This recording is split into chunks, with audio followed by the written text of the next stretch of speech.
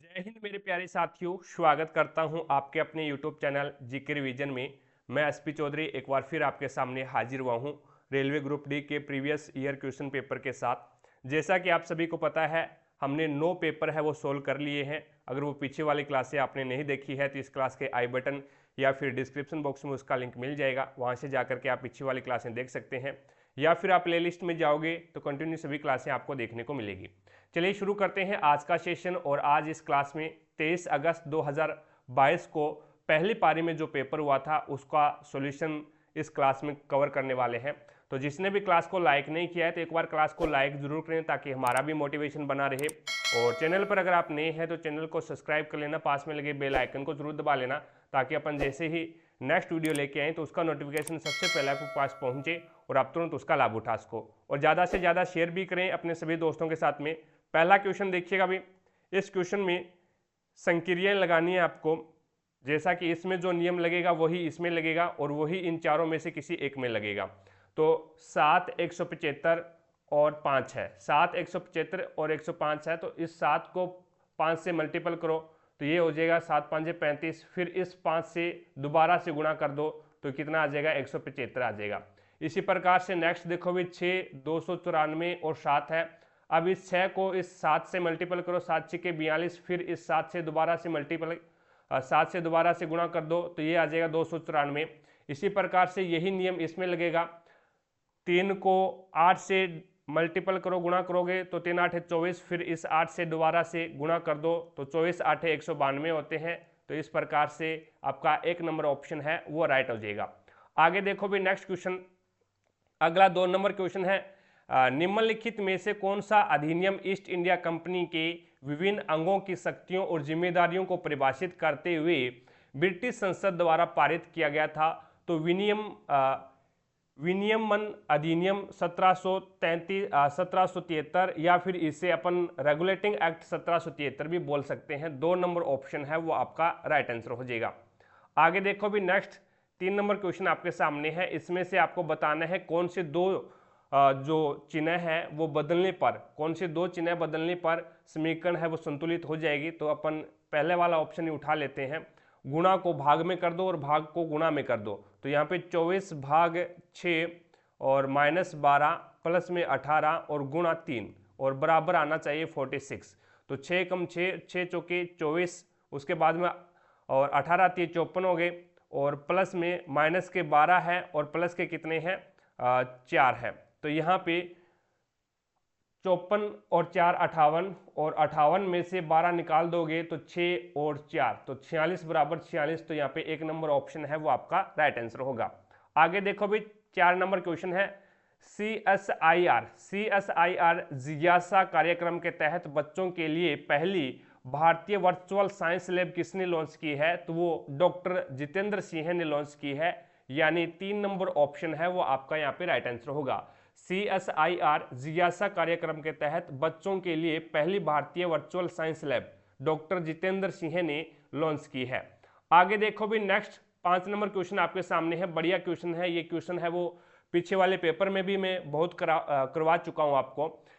एक समबहुभुज के प्रत्येक अंतःकोण का माप आपको 120 डिग्री है और इस बहुभुज की भुजाएं कितनी होगी ये आपको बताना है।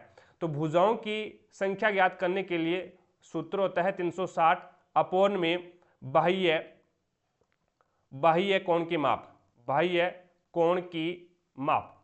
बाह्य कोण की माप आप कैसे लेके आओगे? 360 अपोन में बाह्य कोण की माप, और बाह्य कोण की माप आप लेके आओगे अंतःकोण, एक रिलेशन होता है अंतःकोण प्लस में बाह्य कोण बराबर क्या होता है? बराबर होता है 180। यानी अंतःकोण और बाह्य कोण दोनों का मान कितना होता है? 180 होता है। आपको अंतःकोण का मान दे रखा है 120 है, तो 180 में से 120 निकालोगे तो कितना बचेगा? 60। तो 360 कितना बचेगा भाई? 360 अपोन में आपके पास में आ जाएगा 60, 0 से 0 कैंसिल, 6 कम 6, 6 6 के 36। तो यहाँ पे आपका राइट आंसर हो जाएगा 6। 4 नंबर ऑप्शन है वो आपका यहाँ पे राइट आंसर होगा। आगे देखो भी 6 नंबर क्वेश्चन। 6 नंबर क्वेश्चन में बोला गया है भी रासायनिक गुणों में से मेंडलीफ ने कार्बन और हाइड्रोजन युक्त तत्वों द्वारा निर्मित यौगिकों पर ध्यान केंद्रित किया। अब यहाँ पे पहला कथन है, पहला स्टेटमेंट है वो गलत है। क्यों है? क्योंकि रासायनिक गुणों में से मेंडलीफ ने कार्बन और हाइड्रोजन युक्त तत्वों को नहीं चुना था, उसने हाइड्रोजन और ऑक्सीजन युक्त तत्वों को ही चुना था। हाइड्रोजन और ऑक्सीजन युक्त तत्वों को ही चुना था, कार्बन और हाइड्रोजन वाले नहीं चुना था। तो पहला जो स्टेटमेंट है वो तो इस प्रकार से गलत हो गया अभी, ठीक है। उसके बाद में उन्होंने इन तत्वों का चयन इसीलिए किया क्योंकि वे कम अभिक्रियाशील है और कुछ तत्वों के साथ ही यौगिक बनाते हैं। तो दूसरा है वो पहले वाले का ही वर्जन है, पहले वाले की ही बात कर रहा है, तो दूसरा इस प्रकार से गलत हो गया। It's okay. तो यहाँ पे दोनों कथन है वो गलत हो जाएंगे, दोनों कथन, दोनों स्टेटमेंट है वो गलत हो जाएंगे, ठीक है। हाइड्रोजन है और ऑक्सीजन है वो सभी के साथ है, वो अभिक्रिया करते हैं भी, तो यहाँ पे दोनों गलत हो जाएंगे। आगे चलते हुए नेक्स्ट देखिएगा, 7 नंबर क्वेश्चन आपके सामने है। एन के सिंह भारत के किस वित्त आयोग के अध्यक्ष थे? तो वे 15वें वित्त आयोग के अध्यक्ष हो जाएंगे, यानी 2 नंबर ऑप्शन है वो आपका यहाँ पे राइट आंसर होगा। अगला देखो भी 8 नंबर क्वेश्चन है आपके सामने। भारतीय संविधान के किस अनुच्छेद में कहा गया है कि मंत्रिपरिषद लोकसभा के प्रति सामूहिक रूप से उत्तरदायी होगा? तो ये आर्टिकल 75(3) में बोला गया है, आर्टिकल 75(3) में बोला गया है भी मंत्रिपरिषद है वो लोकसभा के प्रति सामूहिक रूप से उत्तरदायी होगा। 1 नंबर ऑप्शन है वो आपका राइट आंसर होगा। अगला देखो भी 9 नंबर क्वेश्चन आपके सामने है। क्लोर क्षार प्रक्रिया में क्लोरीन गैस को निरूपित करता है, तो क्षार को निरूपित कौन करता है? तो यहाँ पे मैंने आपको पहले भी लगभग ये 2-3 पेपरों में क्वेश्चन आ चुका है। क्लोर क्षार प्रक्रिया में कौन कौन से उत्पाद बनते हैं वो देख लो। हाइड्रोजन बनता है, Cl2 क्लोरीन बनता है और NaOH यानी सोडियम हाइड्रोक्साइड बनता है, ये उत्पाद के रूप में बनता है। तो यहाँ पे क्लोर है ये क्लोरीन को दर्शाता है, क्लोरीन गैस को। तो क्षार को कौन निरूपित करेगा? तो क्षार के रूप में कौन बन रहा है? सोडियम हाइड्रोक्साइड बन रहा है, तो सोडियम हाइड्रोक्साइड आपका यहाँ पे राइट आंसर हो जाएगा, 4 नंबर ऑप्शन। आगे देखो भी नेक्स्ट 10 नंबर क्वेश्चन है। 4 शैलियां हैं, हिमानी, शलाका, मिताली और वर्दा एक वर्गाकार मेज के चारों ओर मेज के केंद्र की ओर मुख करके बैठी है। 4 शैलियां हैं और चारों की चारों क्या है? केंद्र की ओर मुख करके बैठी है और चारों कोनों पे बैठी है, ठीक है। अब इसने क्या बोला है? हिमानी वर्दा के दाईं ओर ठीक बगल में है। हिमानी है वो वर्दा के दाईं ओर ठीक बगल में है, मैंने हिमानी को यहाँ पे बिठा दिया। हिमानी वर्दा के दाईं ओर है तो वर्दा फिर यहाँ पे बैठेगी भी। वर्दा का दायां तो ये है और वर्दा का बायां ये है, ये बायां है, इस साइड में जाएंगे, और ये क्या है? दायां है। अब इसने बोला क्या है? हिमानी शलाका के बाईं ओर दूसरे स्थान पर बैठी है, बाईं ओर दूसरे स्थान पे बैठी है। हिमानी है वो, हिमानी वर्दा के दाईं ओर ठीक बगल में है, ठीक है। और मिताली है वो शलाका के बाईं ओर ठीक बगल में है। मिताली है वो शलाका के बाईं ओर है, शलाका के बाईं ओर है, तो शलाका को मैं यहाँ पे बिठा देता हूँ, तो मिताली क्या है? यहाँ पे आ जाएगी भी। शलाका के बाईं ओर है तो शलाका का बायां ये हो जाएगा, बाईं ओर ठीक बगल में बैठी है। हिमानी शलाका के बाईं ओर दूसरे स्थान पर है। हिमानी है वो शलाका, ये रही शलाका, और शलाका के बाईं ओर दूसरे है, पहला मिताली है और दूसरा हिमानी हो जाएगा, ये भी ठीक है। कुछ समय के बाद में हिमानी अपना स्थान छोड़ देती है और कामिनी उसका स्थान ले लेती है। हिमानी की जगह कौन आ गई? अब के से कामिनी आ गई। और इसी तरह से तारा वर्दा का स्थान ले लेती है, और इस वर्दा की जगह कौन आ गया? तारा आ गया, टी से तारा। अब तारा के बाईं और ठीक बगल में कौन है? तो तारा यहाँ पे है, और इसके बाईं और ठीक बगल में कौन है? शलाका है। तो यहाँ पे 2 नंबर ऑप्शन है वो आपका राइट आंसर होगा। आगे देखो भी नेक्स्ट आपके सामने है 11 नंबर क्वेश्चन। 11 नंबर क्वेश्चन में बोला गया है, यदि ए किसी वस्तु को 384 रुपये में खरीदता है और उसे 576 में बेचता है, और बी दूसरी वस्तु को 1254 में खरीदता है और 1672 में बेचता है, तो ए के प्रतिशत लाभ और बी के प्रतिशत लाभ का अनुपात बताओ। तो यहाँ पे 384 में इसने खरीदा और 576 में बेचा, तो इसका लाभ कितना हो गया? 192 रुपये का हो गया भाई। यानी 384 रुपये में तो इसने खरीदा था और 576 में इसने बेचा था, तो यहाँ पे 192 रुपये का लाभ हो गया, और अपन लाभ प्रतिशत किस पे निकालते हैं, क्रय मूल्य पे निकालते हैं, तो अपॉन में क्रय मूल्य और इनटू क्या लगा दिया, 100 लगा दिया। तो ये तो किसका है, ए का है। और यहाँ पे अपॉन में मैं क्या कर दूं, बी कर दूं, यानी ए रेशियो बी आपको निकाल के लेके आना है। तो इसको मैं ए अपॉन में बी भी लिख सकता हूं अनुपात को। तो यही ये प्रक्रिया कर रहे हैं अपन। तो बी को क्या है, 1254 में बी ने कोई वस्तु खरीदी और 1672 में बेचती, तो यानी इसको 418 रुपये का लाभ हो गया, 418 रुपये का लाभ हो गया। और क्रय मूल्य पे लाभ प्रतिशत निकालते हैं तो 1254 इंटू क्या हो गया, 100। अब देख लो 100 से 100 कैंसिल हो गया, 100 से 100 कैंसिल हो गया, और 192 एकम 192 और 192 एकम 192 और 192 दुआ कितने हो जाएंगे भाई, 192 दुआ आपके हो जाएंगे 192 दुआ आपके 384 हो गए, ठीक है। और इसी प्रकार से ये हो जाएगा 418 एकम 418 और 418 तिये कितने हो जाएंगे, 418 तिये 1254 हो जाएंगे। तो ये अपने पास में आ गया, ए बराबर तो अपने पास में आ गया यानी 1/2, और बी बराबर अपने पास में क्या आ गया, बी बराबर अपने पास में क्या आ गया, बी बराबर आ जाएगा अपने पास में 1/3। बी बराबर क्या आ जाएगा, 1/3 आ जाएगा। अब यहाँ पे अपने को क्या है, a/b या फिर a रेशो b का मान निकालना है। तो यहाँ पे इस प्रकार से इसको लिख सकते हैं भी 1/2 और अनुपात में 1/3 ये लिख सकते हैं भी। ये a की वैल्यू है, ये b की वैल्यू है। जो अब जो यहाँ पे नीचे है वो तो ऊपर चला जाएगा, और या फिर इसको ये करो भी आप दोनों का एलसीएम ले लो और एलसीएम से गुणा कर दो, ठीक है, ये बेटर रहेगा। ये 6 है और ये 6 है, तो यहाँ पे 2 3 6 और 3 2 6, तो ये आ जाएगा यहाँ पे 3 और यहाँ पे 2, तो ये आ जाएगा 3:2, या फिर 3/2 लिख दो या फिर 3:2 लिख दो। तो यहाँ पे 3 नंबर ऑप्शन है वो आपका राइट आंसर होगा। आगे देखो भी नेक्स्ट आपके सामने है 12 नंबर क्वेश्चन। 12 नंबर क्वेश्चन बढ़िया क्वेश्चन है, पीछे वाले क्लास यानी पीछे वाला पेपर था उसमें भी आया था ये। निम्न में से कौन सा हाइड्रोकार्बन समूह है CnH2n के रूप के सामान्य सूत्र का अनुसरण करता है। एक होता है एल्केन, एक होता है एल्कीन, एक होता है एल्काइन। यहाँ पे देखो ये है एल्काइन, आपसे ये भी पूछ सकता है एल्काइन का सूत्र लिखो। ये एक होता है एल्केन और एक होता है एल्कीन। तो यहाँ पे CnH2n ये कौन है, ये एल्कीन का फॉर्मूला है।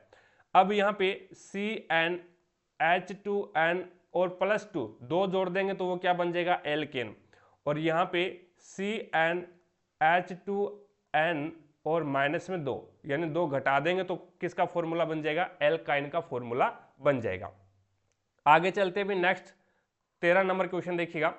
13 नंबर क्वेश्चन में आपको यहाँ पे अब स्टेटमेंट दे रखा है, उसके अकॉर्डिंग आपको निष्कर्ष बताना है कौन सा सही है। क्या C से D बड़ा है क्या, तो देखो भी C से F बड़ा है, F से E बड़ा है और E के बराबर कौन है, D है। तो हम कह सकते हैं C से D बड़ा है, एकदम सही है पहला निष्कर्ष। दूसरा निष्कर्ष देखिएगा, क्या H बड़ा है क्या E से, तो E के बराबर कौन है, D है। E के बराबर कौन है, D है। और यहाँ पे क्या है, H से छोटा कौन है, G है, और G से छोटा कौन है, D है। तो यहाँ पे अपन कह नहीं सकते भी ये उल्टा प्रोसेस है इसकी, यानी ये तो बोल रहा है निष्कर्ष में भी H बड़ा है, लेकिन यहाँ पे स्टेटमेंट में आ रहा है भी कौन बड़ा है, E बड़ा है, क्योंकि H से बड़ा G है, G से बड़ा D है और D बराबर है किसके, E के। तो यहाँ पे दूसरा जो निष्कर्ष है वो गलत हो जाएगा, केवल पहला ही निष्कर्ष है वो अनुसरण कर रहा है। आगे देखो भी नेक्स्ट 14 नंबर क्वेश्चन है। 14 नंबर क्वेश्चन है, एक सही समय बताने वाली घड़ी सेकंड वाली सुई 12 मिनट में कितने डिग्री का कोण बनाएगी, ये आपको बताना है, कितनी दूरी तय करेगी। तो यहाँ पे देखिएगा सेकंड वाली सुई है वो 1 मिनट में कितने डिग्री का कोण बनाएगी, यानी एक चक्कर पूरा कर लेती है 1 मिनट में, तो 360 डिग्री का कोण बनाएगी। तो 12 मिनट में कितना बनाएगी, तो 12 से गुणा कर दो, 0, 12 छिके 72, 7 और 12 तिये 36, 36 और 7 कितने होते हैं, 36 और 7 43, तो 4320, यानी 2 नंबर ऑप्शन है वो आपका यहाँ पे राइट आंसर होगा। आगे देखो भी 15 नंबर क्वेश्चन। 15 नंबर क्वेश्चन है, निम्नलिखित में से कौन सी यमुना नदी की सहायक नदी नहीं है ये आपको बताना है। तो चिनाब है वो यमुना नदी की सहायक नदी नहीं है, ये सिंधु नदी की सहायक नदी है। अभी चिनाब है, झेलम है, रावी है, व्यास है, ठीक है, ये किसकी है? तो ये सिंधु नदी की सहायक नदी है। बाकी हिडन है, चंबल है और सिंध है, ये किसकी सहायक नदियां हैं? तो ये यमुना की हो जाएगी। चिनाब है वो सिंधु की है। आगे देखो भी, नेक्स्ट आपके सामने है 56 नंबर क्वेश्चन है, ट्वेटी पॉइंट प्रोग्राम TPP, ट्वेटी पॉइंट प्रोग्राम भारत सरकार द्वारा 1975 में शुरू किया गया था। कब शुरू किया गया? तो 1975 में ट्वेटी पॉइंट प्रोग्राम शुरू किया गया था। तो 4 नंबर ऑप्शन आपका राइट आंसर होगा। आगे चलता हूं, नेक्स्ट देखिएगा 17 नंबर क्वेश्चन है, निस्सागंधी नृत्य उत्सव इनमें से किस राज्य में बनाया जाता है? तो ये केरल में मनाया जाता है। अभी निस्सागंधी नृत्य उत्सव है, ये केरल में मनाया जाता है। 1 नंबर ऑप्शन आपका राइट आंसर होगा। 18 नंबर क्वेश्चन देखो भी, 18 नंबर क्वेश्चन में बोल रखा है भी सोमवार से शुरू होकर के उसी सप्ताह के रविवार को समाप्त होने वाले किसी एक सप्ताह के अलग अलग दिन अलग एक कोई परीक्षा होनी है, वो अलग अलग दिन होनी है। और सप्ताह में गुरुवार को क्या है? एकमात्र अवकाश रहेगा। गुरुवार को अवकाश रहेगा, उस दिन है वो कोई भी परीक्षा आयोजित नहीं की जाएगी। ई की परीक्षा है वो शनिवार को है। ई की क्या है? शनिवार को परीक्षा है भी। उसके बाद में इसने बोला है ए और एफ की परीक्षा के बीच में केवल 1 दिन का अंतर है। तो ए और एफ मैं यहाँ पे लिख देता हूँ, ए और एफ की परीक्षा के बीच में 1 दिन का अंतर है, यानी किसी और की परीक्षा होनी है। 1 दिन का अंतर है जो कि अवकाश है। तो कहने का मतलब यहाँ पे क्या है? गुरुवार है। यहाँ पे क्या है भाई? गुरुवार है। अब ये क्या बोल रहा है? डी की परीक्षा है वो एफ की परीक्षा के ठीक पहले है। डी की परीक्षा एफ से पहले है। अगर मैं ये गुरुवार है, अगर मैं ये मानता हूं भी ए है वो ऊपर आएगा और एफ है वो नीचे आएगा, कहने का मतलब अगर ये शुक्रवार होगा, अगर ये एफ शुक्रवार आता तो शुक्रवार आएगा, तो डी की परीक्षा है वो एफ से ठीक पहले यानी गुरुवार को होनी है। लेकिन गुरुवार को तो क्या है? वो अवकाश है, तो एफ है वो यहाँ पे नहीं आएगा। एफ कहाँ पे आएगा अभी? एफ आएगा ऊपर, एफ आएगा ऊपर और ए आएगा नीचे। तो ए की तो शुक्रवार को हो जाएगी और एफ की बुधवार को हो जाएगी भी, ठीक है। और 1 दिन पहले किसकी होनी है? डी की परीक्षा एफ से ठीक पहले है, तो डी की परीक्षा है वो बुधवार को होनी है। डी की परीक्षा बुधवार को होनी है। लेकिन सी की परीक्षा के ठीक बाद, डी की परीक्षा एफ से तो पहले है, सॉरी ये मंगलवार आएगा यहाँ पे, ये मंगलवार, ठीक है। अब इसने क्या पूछा है? डी की परीक्षा किस दिन आयोजित होनी है? तो मंगलवार को होनी है। तो यहाँ पे मंगलवार आपका राइट आंसर होगा। अगर पूरा है इसका सॉल्यूशन करना चाहो तो पूरा कर लो, हाफ में आपका आंसर निकल के आ गया, टाइम बच गया, ठीक है। आगे देखो भी, नेक्स्ट आपके सामने है अगला क्वेश्चन 19 नंबर क्वेश्चन।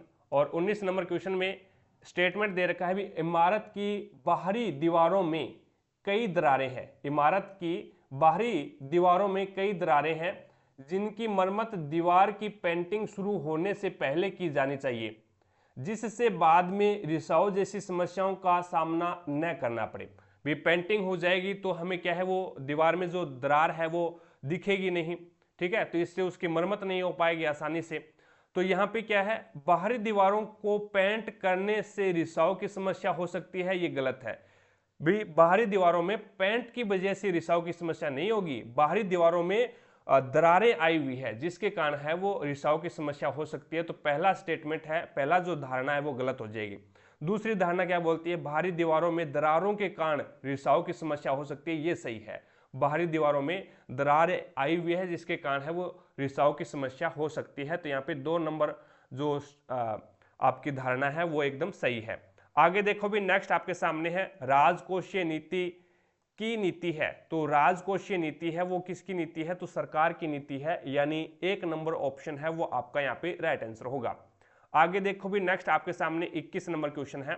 और 21 नंबर क्वेश्चन में which of the following material is प्रीएवली use in making heating element of electric heating device, यानी हम कौन से मटेरियल का उपयोग करेंगे एक heating element of electric heating device, एक इलेक्ट्रिक यानी हीटिंग डिवाइस, या कह सकते हैं अपन जो कि हीटर के रूप में हो सकता है, यानी एक इलेक्ट्रिक हीटिंग डिवाइस के रूप में एक इलेक्ट्रिक हीटर बनाने के लिए, हीटिंग डिवाइस बनाने के लिए कौन से मटेरियल का यूज करेंगे, तो यहाँ पे नाइक्रोम का यूज करेंगे। नाइक्रोम तार का यूज किया जाता है। आप बोलोगे टंगस्टन, टंगस्टन का बल्ब में यूज करते हैं और वो रोशनी पैदा करने के लिए यूज किया जाता है। एक इलेक्ट्रिक हीटर बनाने के लिए, हीटिंग डिवाइस बनाने के लिए किसका यूज किया जाता है, तो वो नाइक्रोम का यूज किया जाता है। आगे देखो भी नेक्स्ट 22 नंबर क्वेश्चन आपका करंट अफेयर का है और 23 नंबर क्वेश्चन देखिएगा, बढ़िया क्वेश्चन है। एक अवतल दर्पण मुख्य अक्ष पर किस स्थान पर किसी वस्तु का अत्यधिक छोटा वास्तविक और उल्टा प्रतिबिंब निर्मित करता है। तो यहाँ पे अवतल दर्पण है वो जब वस्तु कहाँ पे रखी हो, वस्तु कहाँ पे है, अनंत पे है। जब वस्तु अनंत पे रखी हुई हो तो उसका प्रतिबिंब कहाँ पे बनेगा, एफ के ऊपर बनेगा। जब वस्तु अनंत के ऊपर रखी हो तो उसका प्रतिबिंब है वो एफ के ऊपर बनेगा, यानी फोकस के ऊपर बनेगा, और वो क्या बनेगा, वास्तविक बनेगा और उल्टा बनेगा, वास्तविक बनेगा, उल्टा बनेगा और वस्तु से काफी छोटा बनेगा, यानी एक बिंदु के रूप में बनेगा। जैसा कि आप देख पा रहे हैं, ये एक मैंने अवतल दर्पण ले लिया और ये क्या है, इसका मुख्य अक्ष है, इसके पैरेलल अपने पास में एक इसके पैरेलल है वो किरणें आ रही है, वस्तु को अनंत पे रखा है। ये यहाँ पे इसका क्या है, मुख्य फोकस है, और यहाँ पे क्या है, वक्रता केंद्र सी है। तब ये टकराने के बाद में क्या है, मुख्य अक्ष पे मिलेगी, टकराने के बाद में फोकस के ऊपर मिलेगी। तो फोकस के ऊपर एक बिंदु के रूप में बहुत ही छोटा प्रतिबिंब निर्मित होगा। तो यहाँ पे किस पे बनेगा भाई वो प्रतिबिंब है, तो मुख्य फोकस के ऊपर बनेगा, एफ के ऊपर। तो 3 नंबर ऑप्शन है वो आपका राइट आंसर होगा। 24 नंबर क्वेश्चन देखो अभी, 24 नंबर क्वेश्चन आपके सामने है। अब देखिएगा 24 नंबर क्वेश्चन है, सरल कीजिए, ट्रिग्नोमेट्री का क्वेश्चन है। अब इसको अपन सोल्व आउट करेंगे। तो इसका सबसे पहले लेंगे एलसीएम। एलसीएम क्या बनेगा, 1 प्लस में कॉस ए, ब्रैकेट में ये बन जाएगा आपके पास में साइन ए। 1 प्लस में कॉस ए से 1 प्लस कॉस ए कट जाएगा, बचेगा साइन ए। साइन ए का गुणा साइन ए के साथ में करेंगे तो ये बन जाएगा आपके पास में साइन स्क्वायर ए।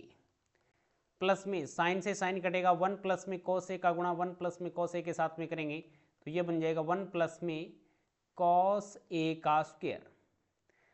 तो ये रिजल्ट बनेगा आपके पास में साइन स्क्वायर ए प्लस में ए प्लस बी का होल स्क्वायर ओपन कर देंगे तो A square plus B square plus 2ab होता है। तो ए का स्क्वायर 1 प्लस में ये बन जाएगा कॉस स्क्वायर ए प्लस में 2ab, यानी 2 कॉस ए डिवाइड बाई क्या बनेगा, 1 प्लस में कॉस ए और ये बन जाएगा आपके पास में साइन ए।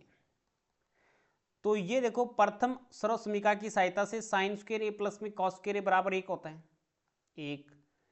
एक ये रहा plus 2 cos A, 2 cos A divide by same का सेम रहेगा 1 प्लस में कॉस ए और ये हमारे पास में साइन ए। एक और एक कितने हो जाएंगे, 2, 2 प्लस में 2 कॉस ए, 2 प्लस में 2 कॉस ए अपॉन में 1 प्लस में कॉस ए और ये है आपके पास में sign A.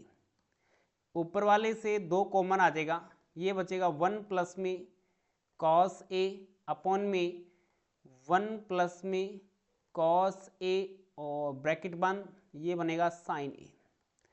1 plus cos A से 1 प्लस कॉस ए कटेगा, रिजल्ट बचेगा आपके पास में 2 बटा साइन ए। साइन को ऊपर लेके जाएंगे तो कोसेक में चेंज हो जाएगा तो ये बन जाएगा 2 कोसेक ए। क्या बनेगा, 2 कोसेक ए बनेगा। 1 बटा साइन बराबर कोसेक होता है तो 2 कोसेक ए, ऑप्शन नंबर 3 इसमें राइट आंसर हो जाएगा। नेक्स्ट क्वेश्चन देखो भी 25 नंबर क्वेश्चन, 25 नंबर क्वेश्चन आपके सामने है। क्वेश्चन है निम्नलिखित में से कौन सा कथन सत्य नहीं है, ये आपको बताना है। तो इसमें समचतुर्भुज के आसन कोणों के किसी भी युग्म का योग है वो 180 नहीं होता है, तो ये गलत है। क्योंकि समचतुर्भुज जिसमें सभी भुजाएं समान होती है तो उनके आसन कोणों के किसी भी युग्म का कोण, यानी किसी भी युग्म का योग है वो 180 नहीं होता, ये बोलता है। भी समचतुर्भुज जिसमें सभी भुजाएं समान होती है तो उसमें आसन कोणों के युग्म का योग कितना होता है, 180 होता है भी। कितना होता है 180 होता है, लेकिन इसने बोला नहीं होता, तो ये बात गलत हो जाएगी। अगला है समचतुर्भुज के विकर्ण एक दूसरे को समकोण के ऊपर समद्विभाजित करते हैं, एकदम सही बात है। और सभी वर्ग हैं वो किसके अंतर्गत आ जाएंगे, तो समचतुर्भुज के अंतर्गत आते हैं, यानी सभी वर्ग समचतुर्भुज होते हैं, एकदम सही है। और एक समचतुर्भुज की सभी भुजाएं, यानी एक समचतुर्भुज की सभी भुजाएं है वो सर्वांग सम होती है, बराबर होती है, ये भी एकदम सही है। तो यहाँ पे पहला ऑप्शन है वो गलत हो जाएगा। आगे देखो भी 26 नंबर क्वेश्चन आपके सामने है। 26 नंबर क्वेश्चन में बढ़िया क्वेश्चन है भी, साइंस का क्वेश्चन है। चित्र में प्रदर्शित किए गए पी क्यू आर एस एक अवतल दर्पण की सतह पर स्थित 4 बिंदु है। यदि बिंदुओं पी क्यू आर और एस से वक्रता केंद्र की दूरियां क्रमशः R1, R2 और R3 और R4 है, तो R1, R2, R3 और R4 से R4 के मध्य सही संबंध आपको बताना है क्या होगा। यानी इसका क्या है, वक्रता केंद्र से दूरियां हैं। ये जो दूरी है इसकी दूरी कितनी है, ये दूरी बताई है इसने R1 बता रखी है, और ये वक्रता केंद्र से दूरी बता रखी है इसने R2 है। इसी प्रकार से ये दूरी है वो R3 है, और इसी प्रकार से ये दूरी है वो क्या है, R4 है, ये बता रखी है। अब इनके मध्य रिलेशन आपको बताना है। जैसा कि अपन एक दर्पण बनाते हैं तो वो एक गोले का भाग मानते हैं, वो एक क्या मानते हैं, गोले का ही भाग मानते हैं, और उसको जो वक्रता केंद्र होता है वो उस गोले का सेंटर बिंदु होता है। ठीक है, वो इस गोले का क्या होता है, सेंटर बिंदु होता है, केंद्र बिंदु होता है। और उसके द्वारा जो खींची गई जो रेखाएं हैं वो जैसा कि P है, Q है, R है, S है, ये परिधि हो गई, ये उस वृत्त की परिधि हो गई। और यहां से वक्रता केंद्र C से सारी की सारी दूरियां हैं वो समान हो जाएगी, क्योंकि ये उनकी त्रिज्या हो जाएगी। ये क्या है, R1 है, R2 है, R3 है, R4 है, ये क्या है, ये त्रिज्याएं हैं, ये एक वृत्त की त्रिज्याएं हैं। इसको पूरा बनाएंगे तो इस प्रकार से ये बनेगा भाई, इस प्रकार से एक वृत्त बन जाएगा, और ये क्या है, वृत्त की त्रिज्या हो जाएगी, जो कि परिधि के ऊपर है। P Q R S 4 point है जो परिधि के ऊपर है। तो R1 है वो बराबर है R2 के, बराबर है R3 के, बराबर है R4 के, यानी चारों दूरियां हैं वो समान होगी। क्यों, क्योंकि ये क्या है, वृत्त की त्रिज्या है। It's okay. तो यहाँ पे R1 बराबर होगा R2 के, बराबर होगा R3 के, बराबर होगा R4 के। आगे देखो भी नेक्स्ट 27 नंबर क्वेश्चन है, और 27 नंबर क्वेश्चन को यहां से शुरू कीजिएगा। यहां से पहले इस वाले कॉलम से शुरू करो। तो 8 में से 3 गया, कितना बचा, 4 और 5, और 5 और 7 कितने हो गए, 12 हो गए। ये इसका खेल खत्म हो गया। उसके बाद में यहां से 3 कम 3 और 3 चौके 12, और 12 और 4 को मल्टीप्लाई करवा दो, 12 चौके 48। 1 नंबर ऑप्शन आपका राइट आंसर होगा। आगे देखो भी नेक्स्ट 28 नंबर क्वेश्चन है। अब इस क्वेश्चन में प्रश्नवाचक चिन्ह के स्थान पे बताना है आपको क्या आएगा। ये है 13 दुए 26 प्लस में 1, 27 दुए 54 प्लस में 2, उसके बाद में 56 दुए होते हैं 112 प्लस में 3 115, और उसके बाद में 115 दुए 230 होते हैं, 230 प्लस में 4। अब क्या करेगा, 234 को 2 से डिवाइड करेगा, 2 से मल्टीपल करेगा और 5 ऐड करेगा। तो 2 चौके 8, 2 तिये 6 और 2 दुए 4, 468। 468 में 5 ऐड करोगे तो 473। तो ये आपका कितना, 1 नंबर ऑप्शन आपका राइट आंसर होगा। 2 से मल्टीप्लाई कर रहा, एक जोड़ा, उसके बाद में यही प्रक्रिया आगे वाले में 2 से मल्टीपल किया, 2 जोड़ दिया, फिर 3 जोड़ा, फिर 4 जोड़ा, और फिर 5 जोड़ दिया, 473 आपका राइट आंसर होगा। आगे देखो भी ये करंट अफेयर का क्वेश्चन है। जून 2022 तक इनमें से कौन सी भाषा भारत की शास्त्रीय भाषा नहीं है, तो वो बंगाली है। वो जून 2022 तक है वो भारत की शास्त्रीय भाषा नहीं थी भी। आगे देखो भी नेक्स्ट 30 नंबर क्वेश्चन आपके सामने है। 21 विद्यार्थी एक कक्षा में, प्रत्येक विद्यार्थी ने अलग अलग अंक प्राप्त किए हैं। P का स्थान नीचे से 9वां है, P का स्थान है वो नीचे से 9वां है, जबकि Q का स्थान है वो ऊपर से 9वां है। और कितने विद्यार्थियों के स्थान Q और P के बीच में है। अब देखो टोटल 21 है, इसका स्थान 9 है और इसका भी स्थान क्या है, 9वां है, तो दोनों का ऐड करो 18। टोटल विद्यार्थियों से कम आ रहे हैं, कितने कम आ रहे हैं वही आपका आंसर होगा, तो 3 कम आ रहे हैं, तो इन दोनों के बीच में 3 विद्यार्थी हो जाएंगे, यानी 1 नंबर ऑप्शन आपका राइट आंसर होगा। आगे देखो भी नेक्स्ट 31 नंबर क्वेश्चन है आपके सामने। जन्म नियंत्रण के लिए उपयोग की जाने वाली मुख्य गोलियां शरीर के हार्मोनल संतुलन को परिवर्तित कर देती है, इसके द्वारा गर्भाशय को रोकने के सही तरीके का चयन करो। भी जो मुख्य गोलियां हैं वो क्या करती है, वो अंडाणु मुक्त नहीं होने देती। मुख्य गोलियां हैं वो महिला में अंडाणु मुक्त नहीं होने देती है, जिसके कारण क्या है, निषेचन नहीं हो पाता है। तो यहाँ पे 4 नंबर ऑप्शन है वो आपका राइट आंसर होगा। ठीक है भी, आगे देखो भी निषेचन होने के लिए अंडाणु और शुक्राणु दोनों का मिलना जरूरी होता है, तो जो मुख्य गोलियां हैं वो क्या करती है, अंडाणु मुक्त नहीं होने देती महिला में, और निषेचन है वो नहीं होता। आगे देखो भी 32 नंबर क्वेश्चन आपके सामने है। 32 नंबर क्वेश्चन बोलता है यौगिक एक्स एक पारदर्शी क्रिस्टल सोडा है, एक पारदर्शी क्रिस्टल ठोस है, इनमें स्वच्छक गुण है, यानी स्वच्छ करने के गुण है, और इसका उपयोग कांच के विनिर्माण में भी किया जाता है। तो यौगिक एक्स की पहचान करो, यौगिक एक्स कौन सा है ये आपको बताना है। तो यहाँ पे कांच का निर्माण करता है और एक स्वच्छक गुण है, यानी एक स्वच्छ करने के गुण है, किसी को स्वच्छ भी करता है, तो वो होता है धावन सोडा। धावन सोडा होता है सोडियम Na2CO3 और डेकाहाइड्रेट यानी 10H2O। धावन सोडा होता है सोडियम कार्बोनेट, 10 जल के अणु को धावन सोडा बोला जाता है, और इसको जब हम गर्म करते हैं तो sodium bicarbonate NaHCO3 sodium bicarbonate बनता है, जिसे हम बेकिंग सोडा बोलते हैं, खाने का सोडा बोला जाता है। तो वो हम धावन सोडे को जब गर्म करते हैं तो अपने पास में NaHCO3 बनता है, और धावन सोडा का यूज है वो एक स्वच्छक के रूप में भी किया जाता है, और अपन क्या करते हैं, कांच के विनिर्माण में भी इसका यूज किया जाता है। आगे देखो भी नेक्स्ट आपके सामने है सोडियम हाइड्रोक्साइड सोडियम हाइड्रोक्साइड है वो NaOH होता है, भी NaOH होता है। आगे देखिएगा ब्लीचिंग पाउडर होता है वो CaOCl2 होता है। ठीक है, आगे देखो नेक्स्ट आपके सामने दिया गया है भी आंकड़े हैं ये, और इसका और वाई, इनका माध्य आपको वाई दे रखा है, और इन आंकड़ों का बहुलक आपको ज्ञात करना है कौन सा होगा।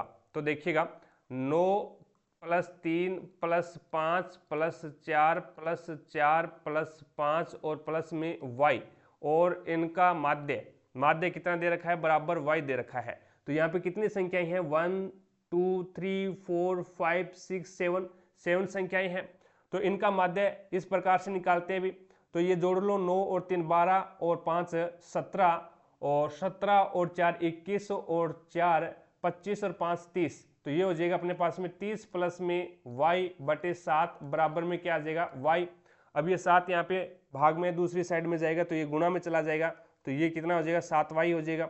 अब ये y यहाँ पे प्लस में है, दूसरी साइड जाएगा तो माइनस हो जाएगा, तो 30 बराबर अपने पास में क्या आ जाएगा, 6y आ जाएगा, और y बराबर अपने पास में क्या आ जाएगा, तो y की वैल्यू आ जाएगी 5। तो यहाँ पे क्या आ जाएगा, y की जगह क्या आ जाएगा भाई, 5 आ जाएगा, यहाँ पे 5 आ जाएगा। अब देखो बहुलक हम किस प्रकार से ज्ञात करते हैं, तो जिसकी ज्यादा बारंबारता है वही बहुलक होगा। तो ज्यादा बार कौन सी संख्या आई है, 5 एक बार आया है, 2 बार और 3 बार, तो 3 बार 5 आया है, तो यहाँ पे बारंबारता सबसे ज्यादा किसकी है, 5 की है, तो 5 आपका यहाँ पे बहुलक हो जाएगा। अगला क्वेश्चन देखो भी 34 नंबर क्वेश्चन आपके सामने है। 34 नंबर क्वेश्चन बोलता है विच of the flowing home appliance does not use an electric motor, किसमें इलेक्ट्रिक मोटर का यूज नहीं किया जाता वो आपको बताना है। तो यहाँ पे इलेक्ट्रिक मिक्सचर है उसमें मोटर का यूज किया जाता है, और इलेक्ट्रिक वॉशिंग मशीन है इसमें भी मोटर का यूज किया जाता है, और इलेक्ट्रिक फैन है इसमें भी मोटर का यूज किया जाता है, इलेक्ट्रिक मोटर का, और इलेक्ट्रिक आयरन है इसमें इलेक्ट्रिक मोटर का यूज नहीं किया जाता। 3 नंबर ऑप्शन है वो आपका राइट आंसर होगा। आगे देखो भी नेक्स्ट 35 नंबर क्वेश्चन आपके सामने है, और सभी ब्लेजर क्या है, सारे ब्लेजर है वो डंगरी है, तो ये डंगरी के अंदर आ जाएंगे। उसके बाद में इसने बोला है भी कोई भी डंगरी है वो सकारफ नहीं है, तो सकारफ है वो अलग हो जाएगा, और सकारफ वाला है वो डंगरी के अंदर नहीं जाएगा भी। ठीक है, उसके बाद में इसने बोला भी सभी पजामा है वो डंगरी है, सारे के सारे पजामा है वो किसके अंदर आ जाएंगे, डंगरी के अंदर आ जाएंगे। तो ये डायग्राम बनेगा। और एक इसका डायग्राम है वो ये भी बन जाएगा भी, देखिएगा ये तो क्या है, ये तो आपका ब्लेजर है, और दूसरा ये आपका क्या है, ये आपका डंगरी है, और ये स्कार्फ है, स्कार्फ वाला है वो डंगरी में नहीं जाएगा। और सभी पजामा है वो डंगरी है, तो पजामा वाला है वो इस प्रकार से इसको काट भी सकता है भी, ठीक है, ये पजामा वाला हो गया। अब इसने क्या बोला है, कोई भी ब्लेजर है वो स्कार्फ नहीं है, कोई भी ब्लेजर, इसमें देखो भी पहले वाला ये ऊपर वाला डायग्राम है, कोई भी ब्लेजर, ब्लेजर ये है और ये स्कार्फ है, तो कोई भी यानी ब्लेजर वाला स्कार्फ वाला है वो डंगरी में नहीं जाएगा। तो डंगरी के अंदर जितने भी ये ब्लेजर वाला है, पजामा वाला है, ये किस में नहीं जाएगा, स्कार्फ में नहीं जाएगा। तो यहाँ पे ये बात एकदम सही है, पहला एकदम सही है भी, कोई भी स्कार्फ है वो ब्लेजर नहीं हो सकता, इट्स ओके। उसके बाद में कोई भी ब्लेजर है वो पजामा नहीं है, इसने बोला है कोई भी ब्लेजर है वो पजामा नहीं है। इस वाले डायग्राम में तो नहीं है, लेकिन इस वाले डायग्राम में तो है। तो यहाँ पे दोनों डायग्राम में सही होना चाहिए, दोनों डायग्राम में सही होना चाहिए। इसमें ये सही बता रहा है, इसमें ये गलत हो रहा है, तो यहाँ पे इसको गलत माना जाएगा। अगर दोनों में से एक में ही गलत है तो गलत माना जाएगा उसको। अगला देखो भी, कुछ ब्लेजर पजामा है, तो इसमें तो कुछ ब्लेजर है वो पजामा है, लेकिन इसमें कोई भी ब्लेजर पजामा नहीं है, तो ये भी गलत माना जाएगा। तो यहाँ पे पहला है वो एकदम राइट है, और बाकी जो दो निष्कर्ष और बच गए, दूसरा और तीसरा, ये गलत हो जाएगा। पहला निष्कर्ष इसका पालन कर रहा है। आगे देखो भी 36 नंबर क्वेश्चन है, भारत की सबसे बड़ी खारे पानी की झील कौन सी है, चिल्का। चिल्का झील है, कहां पे है, तो चिल्का झील उड़ीसा में है, यानी 2 नंबर ऑप्शन है वो आपका राइट आंसर हो जाएगा। आगे चलते हैं 37 नंबर क्वेश्चन देखिएगा। 37 नंबर क्वेश्चन में इसने बोला है भी कोई व्यक्ति है वो एल बिंदु से दक्षिण की ओर चलना शुरू करता है, ये मैंने मान लिया एल बिंदु है, और उसकी ओर उससे दक्षिण की ओर 125 मीटर चला, और उसके बाद में फिर वह बाएं मुड़ता है, बाएं मुड़ेगा और 70 मीटर चलेगा। तो ये लीजिएगा, बाएं मुड़ा और 70 मीटर चला। उसके बाद में इसने बोला वह पुनः बाएं मुड़ता है और 80 मीटर चलता है, पुनः बाएं मुड़ा और 80 मीटर चला। उसके बाद में वह पुनः बाएं मुड़ता है और 115 मीटर चलता है, तो पुनः बाएं मुड़ा और 115 चला, 115 चला। उसके बाद में वह दाएं मुड़ता है और 45 चलता है, दाएं मुड़ेगा और 145 एकदम इसके सीध में आ जाएगा भी, ठीक है। और बिंदु कौन सा आ गया, ये यहाँ पे एम बिंदु आ गया। बिंदु एम बिंदु एल से बताना है कितनी दूरी के ऊपर है, कितनी दूरी किस दिशा में, तो दिशा तो आपकी पश्चिम आ गई, दिशा तो कौन सी है, बिंदु एल से एम है वो पश्चिम दिशा में है। अब दूरी बतानी है, अब ये 70 है, ये 70 है, और ये टोटल कितनी है, एल से लेकर के और यहां तक टोटल कितनी है, 125 है। अब ये 80 चल गया, यहाँ पे 80 चल गया, और ये यहाँ पे 45 है, तो 80 और 45 कितने होते हैं, 125 होते हैं, तो एकदम एल के सीध में आएगा। उसके बाद में इसने ये 70 है, ये दूरी 70 है, और ये टोटल 115 है, तो यहाँ पे देख लो। अब 115 में 70 निकाल दो, तो ये 5 और 4 45, तो यहाँ पे क्या है, 45 मीटर की दूरी पे है। तो यहाँ पे 3 नंबर ऑप्शन है वो आपका राइट आंसर होगा। आगे देखो भी 38 नंबर क्वेश्चन देखिएगा। 38 नंबर क्वेश्चन बढ़िया क्वेश्चन है, इजी सा क्वेश्चन है। प्रत्येक 4 ओम के 2 प्रतिरोध है, 4 ओम के 2 प्रतिरोध है, और 5 वोल्ट बैटरी के स्रोत के साथ है वो समांतर क्रम में संयोजित है, इस प्रकार से है भी। ये एक प्रतिरोध हो गया, ठीक है, और समांतर क्रम में है तो वो इस प्रकार से ही होगा, और ये दूसरा प्रतिरोध हो गया। दोनों क्या है, 4 ओम के हैं, ये भी 4 ओम का है और ये भी 4 ओम का है, और दोनों क्या है, पैरेलल है, दोनों क्या है, समांतर क्रम में है, इस प्रकार से समांतर क्रम में लगाया गया है। और यहाँ पे एक बैटरी लगा रखी है जिसकी कितने वोल्ट की है, 5 वोल्ट की है, ठीक है। ये प्लस सिरा, ये माइनस करंट है वो प्लस से माइनस की ओर बहता है, इस प्रकार से है। अब इसमें परिपथ में प्रवाहित कुल धारा का मान आपको ज्ञात करना है। तो पहले तो आपको कुल प्रतिरोध ज्ञात करना पड़ेगा, समांतर क्रम में है तो प्रतिरोध है वो 1/r तुल्य प्रतिरोध आपको ज्ञात करना पड़ेगा। तो यहाँ पे क्या हो जाएगा, R1 1/R1 प्लस में 1/R2 1/4, यानी R1 का मान 4 है, मैं इसको R1 मान लेता हूं और इसको R2, तो यहाँ पे प्लस में 1/4, तो यहाँ पे 4 तो मेरे पास में क्या आ गया, एलसीएम आ गया, तो ये ऊपर बच गया 2, तो यहाँ पे R 1/r का मान है और r का मान क्या आ जाएगा, तो ये पलट जाएगा, 4/2 हो जाएगा, तो 2 एकम 2, 2 2 4, तो इसका जो तुल्य प्रतिरोध है वो कितना आ जाएगा, 2 आ जाएगा। अब यहाँ पे इसने क्या बोला है, कुल धारा ज्ञात करनी है, तो ओम का नियम क्या बोलता है, V बराबर आई आर होता है, V बराबर आई आर होता है, और आपको I ज्ञात करनी है, तो I बराबर क्या हो जाएगा, I बराबर होता है V/R, V/R, तो यहाँ पे V कितना है अपने पास में 5 है, ये दे रखा V 5 है, और R अभी अपन ने निकाला है तुल्य प्रतिरोध कितना है, 2 है, तो 2, तो 5 में 2 का भाग दोगे तो 2/2.5 एम्पियर, 2.5 एम्पियर 3 नंबर ऑप्शन है वो आपका यहाँ पे राइट आंसर होगा। आगे देखो अभी 39 नंबर क्वेश्चन, 39 नंबर क्वेश्चन बढ़िया क्वेश्चन है। अब इसमें देखिएगा, अब यहाँ पे बताना है क्या आएगा, अब C, उसके बाद में P, उसके बाद में R है, ठीक है, उसके बाद में यहाँ पे D आ रहा है, और ये देखिएगा ये R आ रहा है, यहाँ पे ये T है, यहाँ पे R आ रहा है, यहाँ पे वापस T आ रहा है, यहाँ पे Rn आ रहा है, ठीक है, और उसके बाद में TP आ रहा है, तो कहने का मतलब T के बाद में क्या आएगा, T के बाद में P आएगा, R के बाद में N आएगा, यहाँ पे R है तो R के बाद में क्या आएगा, N आएगा, यहाँ पे T है, और ये देखो T के बाद में क्या आ रहा है, P आ रहा है, तो यहाँ पे भी क्या आएगा, P आ जाएगा, T के बाद में P आएगा। अब D के यहाँ पे देखो भी ये C है, ये D है, ये चेंज हो रहा है, ये C है, यहाँ पे D आ गया, तो ये चेंज हो रहा है, तो यहाँ पे C और यहाँ पे D के बाद में T है, तो यहाँ पे भी T आएगा, यानी T चेंज नहीं हो रहा, ओनली फॉर CTPRN, ये एक क्या बन गया, इसका एक ग्रुप बन गया, CTPRN, फिर DTPRN, ये ग्रुप बन गया, D के बाद में E, फिर आएगा ETPRN, ये ग्रुप बन गया इसका, और उसके बाद में E के बाद में आएगा F, तो ये आ जाएगा FTP, और यहाँ पे आ जाएगा RN, तो हमने T, उसके बाद में N लगाया, उसके बाद में P लगाया, फिर E, फिर P, फिर F, फिर R, तो ये आपका यहाँ पे right answer T N P E, फिर P, फिर F और R, यानी 3 नंबर ऑप्शन है वो आपका राइट आंसर होगा। यहाँ पे 2 2 4 और 5 5 5 के ग्रुप बन रहे हैं अभी।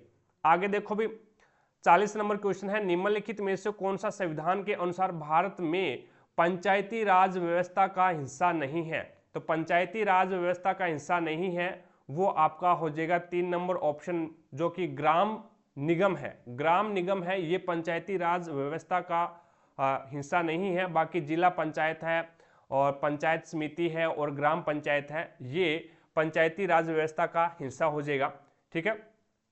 और ये पंचायती राज व्यवस्था है, ये कौन से आर्टिकल में है, तो ये 243 ए से लेकर के ओ तक है, भी ए से लेकर के ओ तक है, और आपको अनुसूची पूछ ले तो 11वीं अनुसूची में है, और 12वीं अनुसूची में नगर परिषद आ जाता है, और ये 11वीं अनुसूची है वो 73वां संविधान संशोधन 1993 में जोड़ा गया था, ठीक है। 11वीं अनुसूची, इसमें विषय कितने हैं, पंचायती राज के पास में 29 विषय है। आगे चलते हुए नेक्स्ट देखिएगा, नेक्स्ट आपके पास 41 नंबर क्वेश्चन है। 41 नंबर क्वेश्चन में दिया गया है, ऐसे अक्षरों की कुल संख्या ज्ञात कीजिए जिसके ठीक बाद एक संख्या है और ठीक बाद एक संख्या है और ठीक पहले एक प्रतीक है। तो यहाँ पे पहले क्या आएगा, प्रतीक आएगा, उसके बाद में अक्षर आएगा और उसके बाद में एक संख्या आएगी, यानी पहले प्रतीक आना चाहिए और उसके बाद में अक्षर और उसके बाद में संख्या, तो ये लो पहले ही पौध ये रहा, ठीक है, प्रतीक है, उसके बाद में अक्षर है और फिर संख्या आ गई, उसके बाद में देखो पहले प्रतीक उसके बाद में अक्षर आना चाहिए, प्रतीक उसके बाद में अक्षर, ये लो प्रतीक आ गया, अक्षर आ गया और संख्या आ गई, उसके बाद में प्रतीक अक्षर, प्रतीक और अक्षर, प्रतीक आना चाहिए फिर अक्षर आना चाहिए, ये प्रतीक है। उसके बाद में यहाँ पे देखिएगा प्रतीक अक्षर और संख्या, ये रहा एक, उसके बाद में देखो अभी प्रतीक अक्षर और संख्या है क्या, उसके बाद में ये रहा प्रतीक अक्षर और संख्या, तो ऐसे कितने हैं, 4 ही जोड़े हैं, जिसके पहले प्रतीक है, उसके बाद में अक्षर है और उसके बाद में संख्या है। आगे देखो भी नेक्स्ट 42 नंबर क्वेश्चन आपके सामने है, मटर के पौधों पर मेंडल के प्रयोग के कुछ निष्कर्ष नीचे दिए गए हैं, जिनमें से एक के अलावा अन्य सभी सही हैं, गलत निष्कर्ष का चयन करो। तो यहाँ पे जीनों का पृथक्करण युग्मकों के निर्माण के दौरान होता है, जीन है वो पृथक होते हैं, अलग अलग होते हैं, वो युग्मकों के निर्माण में होते हैं। अब देखिएगा युग्मकों के निर्माण में, जैसा कि यहाँ पे ए और बी ये दो, जैसा कि इनको क्या बोलेंगे, इनको बोलेंगे युग्म, इनको क्या बोलेंगे युग्म। जब दोनों ये एक जगह होते हैं तब इसको युग्म बोला जाता है। या फिर आप इसको ये ले सकते हैं, जैसे कि लंबापन बोनापन वो वाला ले लो एक बार। तो मैं लंबापन को टी से दर्शा रहा हूं और बोनेपन को क्या है छोटे टी कैपिटल टी से दर्शा रहा हूं। इन दोनों के युग्म से क्या बन गया अपने पास में, एक तो स्मॉल टी बन गया और एक कैपिटल टी बना। ठीक है, अब यहाँ पे मैंने ये लिया, अब ये क्या है, ये एक युग्म है, ये एक क्या है युग्म के रूप में है, ये एक जोड़े के रूप में है, युग्म बोलेंगे इसको। और जब इसको अलग करेंगे, जब इसको ये जब अलग होगा, ये जो अलग होगा, अलग होने के बाद में ये होगा एक टी और उसके बाद में ये बनेगा टी।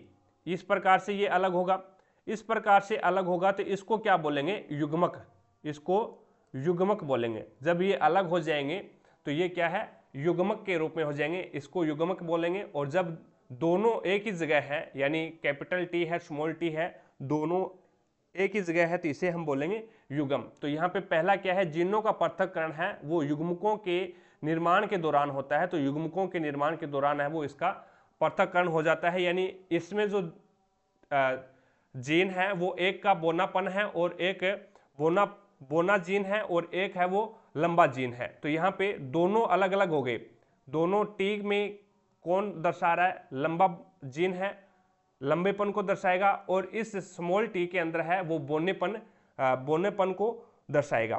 तो यहाँ पे इसने बोला है प्रत्येक युग्मक में एक ही जीन के दो प्रतिरूप हो सकते हैं, एक ही जीन के दो प्रतिरूप है वो प्रत्येक युग्मक में नहीं हो सकते, यानी दोनों प्रतिरूप नहीं होते।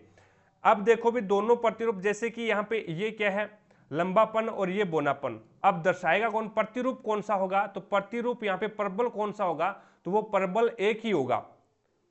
है तो दो युग्मक, है तो दो जीन है इसमें, लेकिन जो प्रतिरूप होगा जो दर्शाएगा वो यहाँ पे हम इसको क्या बोलेंगे, इसको लंबापन ही बोलेंगे। यानी प्रतिबल है वो कौन सा होगा, तो यहाँ पे टी है, कैपिटल टी है, वो क्या होगा प्रतिबल होगा। तो यहाँ पे ये वाला कथन है ना वो गलत हो जाएगा। प्रत्येक युग्मक में एक ही जीन के दो प्रतिरूप होते हैं, तो दो प्रतिरूप प्रत्येक जीन में नहीं होते, तो यहाँ पे प्रतिरूप एक ही होगा, प्रतिरूप एक ही होगा, या तो वो लंबापन होगा या फिर उसका बोनापन होगा। तो यहाँ पे एक ही प्रतिरूप दर्शाएगा। आगे इसने बोला है भी जीन विशिष्ट इकाइयों के रूप में वसांगत होते हैं, जीन है वो विशिष्ट इकाइयों के रूप में वसांगत होते हैं, एकदम सही है। और जीन युग्मों में आते हैं, जीन है वो जोड़ों में आते हैं, युग्मों में आते हैं, और उसको अलग किया जाता है, वो युग्मकों के दौरान है वो उसको अलग किया जाता है, ये भी सही है। तो यहाँ पे आगे चलते भी नेक्स्ट देखिएगा, नेक्स्ट अपने पास में 43 नंबर क्वेश्चन है। 10 वर्ष पहले एक माँ की आयु पुत्र की आयु की 3 गुनी थी, तो ये पुत्र है और ये माँ है, तो माँ की आयु 3 गुनी है, ये लो इसका रेशियो 3:1 आ गया, ये पुत्र है। अब वो ये बोलता है भी 5 वर्ष पहले, ये तो 10 वर्ष पहले था, अब 5 वर्ष पहले उसकी आयु, उसके पुत्र की आयु की 5/2 गुनी थी, पुत्र की आयु की 5/2 गुनी थी, तो मैं इसको 1 मान लेता हूं, तो ये 5/2 हो गया, तो ये 2 नीचे है, ये क्या है दूसरी साइड में चला जाएगा, तो यहाँ पे क्या आ जाएगा 2 आ जाएगा, यहाँ पे 2 आ जाएगा, तो यानी ये रेशो बन गया 5:2 बन गया। अब ये क्या बोलता है, तो इसकी वर्तमान आयु बताओ, तो ये तो अपने पास में 5 वर्ष पहले की है और ये क्या है 10 साल पहले की है, तो दोनों के बीच में गैप कितने का हो गया, 5 का गैप हो गया। यहाँ पे देखो भी दोनों के बीच में गैप समान है क्या, इसके बीच में 1 का गैप है और इसके बीच में 2 का गैप है, गैप समान नहीं है, तो ऊपर गैप समान करने के लिए ऊपर वाले अनुपात का अंतर देखो 2 का है और नीचे वाले अनुपात का अंतर देखो 3 है, तो नीचे वाले अनुपात के अंतर से ऊपर वाले अनुपात को गुणा कर दो, तो 3 3 9 और 3 एकम 3, और ऊपर वाले से नीचे वाले को गुणा कर दो, 5 2 10 और 2 2 4। तो अब ये अनुपात अपने कोई काम आने वाला नहीं है, ये अनुपात काम आएगा। यहाँ पे 1 का अंतर है, यहाँ पे भी 1 का अंतर है, तो 1 बराबर 5 हो गया। 1 की वैल्यू कितनी आ गई, 5 आ गई। ये 10 साल पहले की है और ये 5 साल पहले की है। वर्तमान आयु याद करनी है, दोनों से ज्ञात कर सकते हैं। तो यहाँ पे 9 5 45, तो ये 45 10 साल पहले की है। वर्तमान में लाने के लिए 10 जोड़ेंगे तो 55 हो जाएगा, कितना हो जाएगा 55 हो जाएगा। और अगर इससे ज्ञात करेंगे तो 10 5 50, 50 ये क्या है 5 साल पहले की, वर्तमान में लाने के लिए 5 जोड़ेंगे तो 55 हो जाएगा। तो उनकी माँ की आयु है वो 55 वर्ष है वर्तमान में। 1 नंबर ऑप्शन आपका राइट आंसर होगा। 44 नंबर क्वेश्चन देखो भी आपके सामने है। 44 नंबर क्वेश्चन बोलता है 3 संख्याएं एक दूसरे के सहअभाज्य है। 3 संख्याएं हैं वो एक दूसरे से इस प्रकार सहअभाज्य है कि उनमें पहली 2 संख्याओं का गुणनफल है वो 357 है और अंतिम 2 संख्याओं का गुणनफल है वो 609 है। तो तीनों संख्याओं का योग ज्ञात करना है। तो मैं वो तीनों संख्याएं हैं वो ए, बी और सी मान लेता हूं। ए, बी और सी मान लेता हूं। और ये क्या है सहअभाज्य है यानी को प्राइम है। तो इसका जो एचसीएफ है वो क्या होना चाहिए, एचसीएफ बराबर 1 होना चाहिए। अब देखिएगा पहले 2 संख्याओं का गुणा ए इंटू बी, ए इंटू बी का गुणा कितना है 357 है, 357 है। और अंतिम 2 का गुणा यानी बी इंटू सी, बी इंटू सी का गुणा कितना है 609 है। अब देखो मैंने क्या है ये समीकरण में 1 मान लूं और ये समीकरण 2 मान लूं। अब इसमें क्या है गुणा भाग दे दिया मैंने, यानी a प्लस बी का जो गुणनफल है उसमें मैंने b प्लस सी का भाग दे दिया। भाग देने पर b से b कैंसिल हो गया, b से b कैंसिल हो गया। तो यहाँ पे अपने पास में क्या बचा, a बटा c बच गया, a बटा c बच गया। और आगे क्या बचा है, तो आगे ये काटोगे तो यहाँ से 3 से काटो, इसको 3 से काटोगे 9 से कट जाएगा क्या, ये नहीं 3 से काट दो एक बार, 3 से काटोगे तो ये हो जाएगा 3 दूए 6, 0 3 3 9 और उसके बाद में इसको 3 एकम 3, 3 एकम 3, 3 एम 27। उसके बाद में देखो ये कितने से कट रहा है, अब ये 7 से कट जाएगा, 7 से कटेगा तो 7 दूए 14 बच गया 6, 7 निम 63 और उसके बाद में 7 एकम 7, 4 7 7 49। तो अपने पास में आ गया 17/29, ये आ गया, ये क्या आ गया एक प्रकार से रेशियो आ गया। अभी a बटा सी, a बटा सी एक प्रकार से रेशियो आ गया, यानी a का मान तो अपने पास में 17 आ गया और c का मान अपने पास में कितना आ गया 29 आ गया। तो यहाँ पे देखो भी इसने बोला है भी a इंटू बी यानी प्रथम 2 संख्याओं का गुणनफल है वो 357 है। अगर मैं यहाँ पे a का मान रख दूं, a का मान रख दूं या फिर a का भाग दे दूं 357 में, तो b का मान आ जाएगा। तो a का मान अपने पास में 17 है, 17 से डिवाइड करोगे तो ये 17 एकम 17 और 17 दुए 34 बच गया, 1 17 एकम 17। तो b का मान कितना आ गया 21 आ गया। अब अपने पास में a का मान 17 है, c का मान 29 है और b का मान है वो अपने पास में 21 आ गया। सभी को ऐड कर दो तो 1 और 9 10, 10 और 7 17 हैंसिल 1, उसके बाद में 2 और 2 4 और 1 5 और 1 6। तो यहाँ पे 67 आपका राइट आंसर होगा। 2 नंबर ऑप्शन है वो आपका यहाँ पे राइट आंसर होगा। आगे देखो भी नेक्स्ट 45 नंबर क्वेश्चन आपके सामने है और 45 नंबर क्वेश्चन में इसने बोला है भी 9 के प्रथम 3 गुणज का योगफल है वो मल्टीपल है। 9 के प्रथम 3 गुणज है उनका योगफल आपको 2457 दे रखा है। तो इसमें फाइंड द लार्जेस्ट वन, यानी इसमें जो 9 का जो बड़ा गुणनफल है जो उसका योग वो बताना है कौन सा होगा। यानी यहाँ पे 9 के प्रथम 3 गुणज का योग 2457 है। तो आपको इसमें बड़ी संख्या बतानी है, बड़ा गुणनफल कौन सा है वो आपको बताना है। तो मैंने मान लिया पहला x है, दूसरा क्या होगा भाई x प्लस 9 हो जाएगा और तीसरा क्या होगा x प्लस 18 हो जाएगा। ये हो गए, इस सभी को ऐड करो, सभी को ऐड करके 2457 आ रहा है।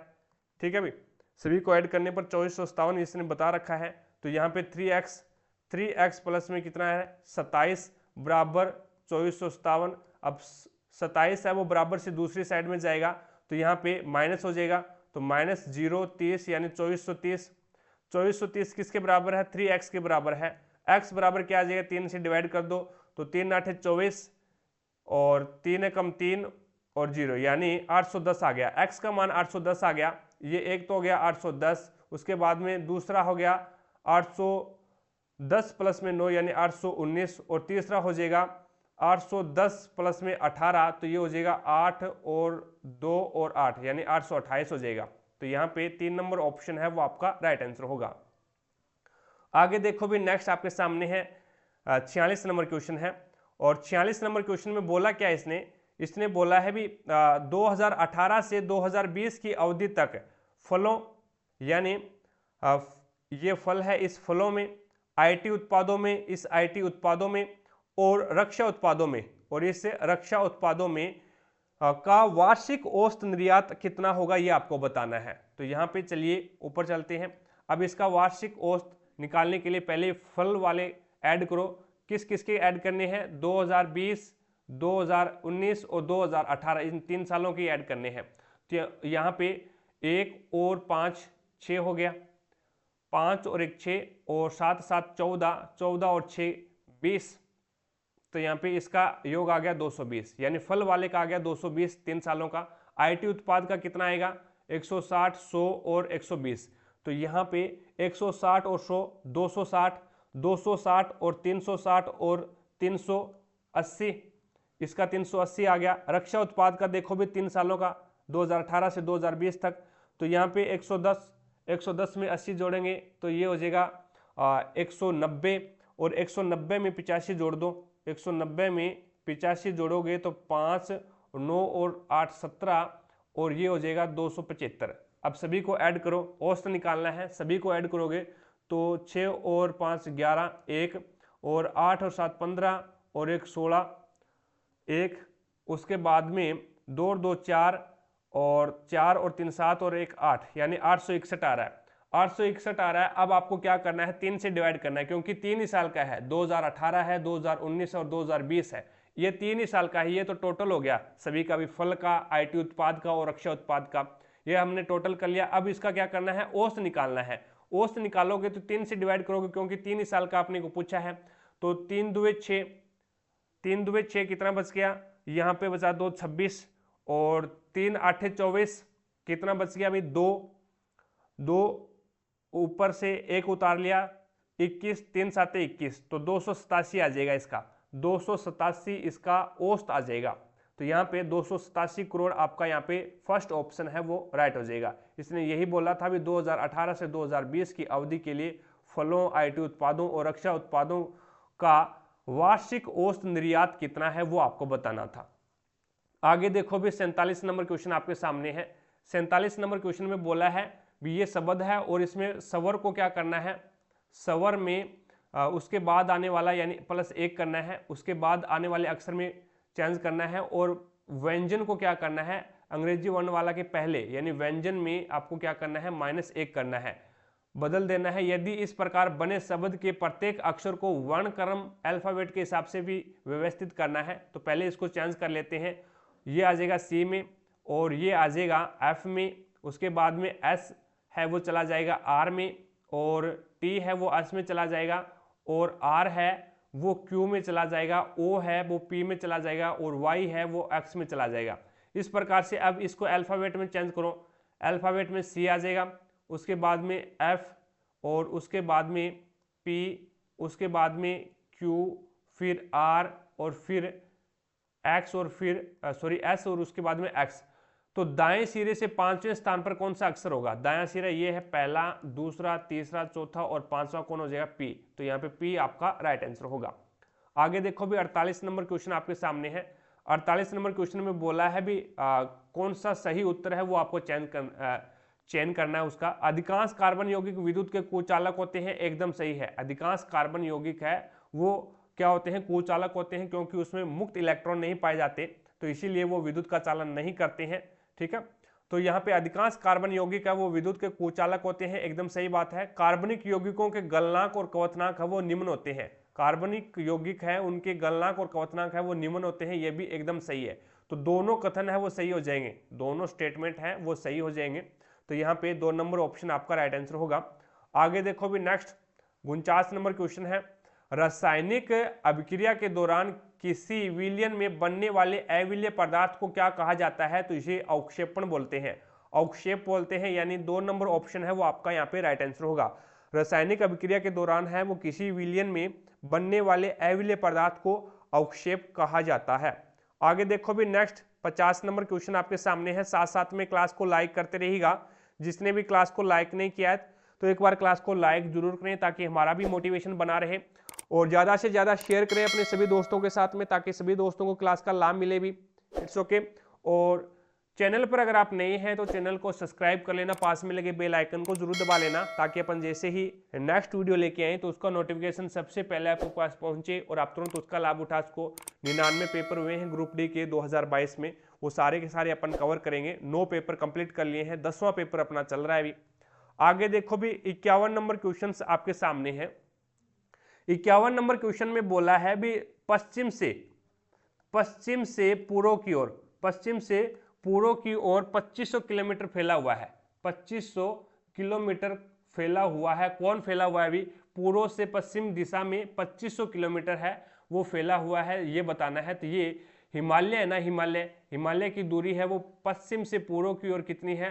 तो पश्चिम से पूर्व की ओर 2500 किलोमीटर है, और ये हिमालय है वो पश्चिम से पूर्व दिशा में फैला हुआ है। ठीक है। और ये भी बोला है भी इंडस और ब्रह्मपुत्र, इंडस से लेकर यानी सिंधु से लेकर के ब्रह्मपुत्र नदी के बीच में ये फैला हुआ है। तो यहाँ पे आपका राइट आंसर होगा हिमालय पर्वत है वो आपका राइट आंसर होगा। 52 नंबर क्वेश्चन है, वो भी एक क्या है, करंट अफेयर का क्वेश्चन है। नेक्स्ट चलते हैं 53 नंबर क्वेश्चन पे। 53 नंबर क्वेश्चन में इसने बोला है 13 क्रमागत पूर्णांकों का औसत आपको 36 दे रखा है। यदि इन 13 पूर्णांकों में से सबसे छोटे पूर्णांक के 2 गुने को 13 पूर्णांकों में से सबसे छोटे पूर्णांक सबसे बड़े पूर्णांक में जोड़ दिया जाए तो प्राप्त योगफल क्या होगा? पहले तो इसका औसत निकालो भी कितना होगा।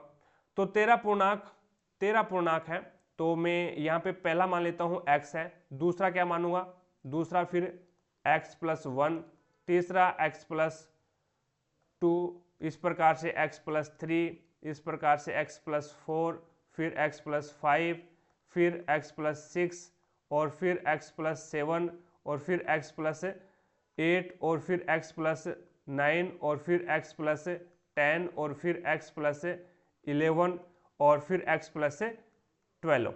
ये हो गया। कितने हैं टोटल परिणाम? कितने हैं टोटल परिणाम है वो अपने पास में कितने आ गए? सभी को ऐड कर दिया 13 आ गए, क्योंकि 13 ही पूर्णांक थे। इन सभी का ये अपन ने औसत निकाल लिया, लेकिन औसत अपने पास में कितना दे रखा है? 36 दे रखा है, ये हमने बराबर में 36 रख दिया। अब देखो भी 1 2 x को काउंट कर लो कितने x है, तो x टोटल कितने होंगे? 13x होंगे। और उसके बाद में प्लस में अंक गिन लो कितने होते हैं। 1 और 2 3, 3 और 3 6, 6 और 4 10, 10 और 5 15, 15 और 6 21, 21 और 7 28, 28 और 8 34, 34 और 9 34 और 9 को ऐड करोगे तो ये हो जाएगा 44 और 43, 43 और 10 कितने हो जाएंगे? 53, और 53 और 11 कितने हो जाएंगे भाई? 53 और 11 64, और 64 और 12 है वो कितने हो जाएंगे? तो ये हो जाएगा 6 और 7 यानी 76 हो जाएंगे। तो ये हो जाएगा 76। प्लस में कितना है? 13 है, और बराबर में कितना है अपने पास में? इसका औसत है वो 36 आया है। तो यहाँ पे 13 यहाँ पे क्या है? भाग में है, दूसरी साइड में जाएगा तो गुना में हो जाएगा, तो इंटू गुना 13 हो जाएगा। अब यहाँ पे 13 6 78 होते हैं, 7 बच गया, 13 तो 39 है, 39 और 7 कितने होते हैं? 39 और 7 46 हो गए, यानी 468 हो गया। अब ये 76 क्या है? प्लस में है, बराबर से दूसरी साइड में जाएगा तो यहाँ पे माइनस हो जाएगा, तो ये 8 में से 6 जाएगा तो 2 बचेगा। अब यहाँ पे कितना बच गया? यहाँ पे आपका बच जाएगा, इधर से हासिल लेंगे 16 में से 7 आप निकालोगे तो ये बचेगा 9, और यहाँ पे 3, यानी ये अपने पास में। अब हमने इसके योग में त्रुटि कर दी भाई, गलती कर दी है। 1 और 2 3 हो गए, 1 और 2 कितना हो गया? 3, और यहाँ पे 1 और 2 3 3 3 6 6 4 10, 10 और 5 15, 15 और 6 21, 21 और 7 28, 28 और 8 28 और 8 अपने पास में आ गया 36, 28 और 8 है कितने हो गए? 36 हो गए। उसके बाद में 36 और 10 46 यानी 45, 45 और 10 55, 55 और 11 कितने हो गए? 66, और 66 में 12 जोड़ोगे तो ये आ जाएगा 78 आएगा, अभी 76 नहीं आएगा। ठीक है, ये कितना आएगा? 78 आएगा। अब ये देखो अभी 78 इसमें ये माइनस प्लस के है, दूसरी साइड में आएगा तो ये क्या आएगा, माइनस में हो जाएगा, तो यहाँ पे कितना बचेगा, 390 बच जाएगा। यानी 13x बराबर कितना आ गया अपने पास में, 13x बराबर 390 आ गया। तो x का मान निकाल लो, x का मान कितना आएगा, 30 आएगा। x का मान 30 आ गया। अब इसने बोला है भी सबसे छोटा पूर्णांक कौन सा है, x का मान ये 30 है, सबसे छोटे पूर्णांक को दुगना कर दो, तो छोटे पूर्णांक को दुगना करेंगे तो ये हो गया अपने पास में 60। अब सबसे बड़े पूर्णांक में जोड़ दो, सबसे बड़ा पूर्णांक कौन सा है, x प्लस में 12 है, तो ये 30 प्लस में 12, 30 प्लस में 12 करोगे तो ये 2 और ये 4 42। अब 60 को 42 में जोड़ोगे तो कितना आ रहा है, 2 6 और 4 10 यानी 102 आ रहा है। तो यहाँ पे आपका राइट आंसर होगा 1 नंबर ऑप्शन। आगे देखो भी 54 नंबर क्वेश्चन आपके सामने है, और 54 नंबर क्वेश्चन में निम्नलिखित पाई चार्ट एक पावर बैंक के निर्माण के लिए किए गए व्यय के प्रतिशत वितरण को दर्शाता है। पाई चार्ट का अध्ययन कीजिए और उसके आधार पर पूछे गए प्रश्न का आपको यहाँ पे आंसर बताना है, क्या होगा। अब इसमें देखिएगा नीचे आपको दिया गया है भी यदि 100 पावर बैंकों का निर्माण किया जाता है तो उसकी निर्माण लागत है वो 50,000 रुपये है। तो एक पावर बैंक का विक्रय मूल्य कितना होना चाहिए ताकि निर्माता को 50% का लाभ प्राप्त हो सके। तो यहाँ पे देखिएगा, अब इसने जो निर्माण लागत दी है, यानी वहां पे आपको करना है विनिर्माण लागत कर लेना है यहाँ पे, ठीक है। ये क्या है, विनिर्माण लागत है।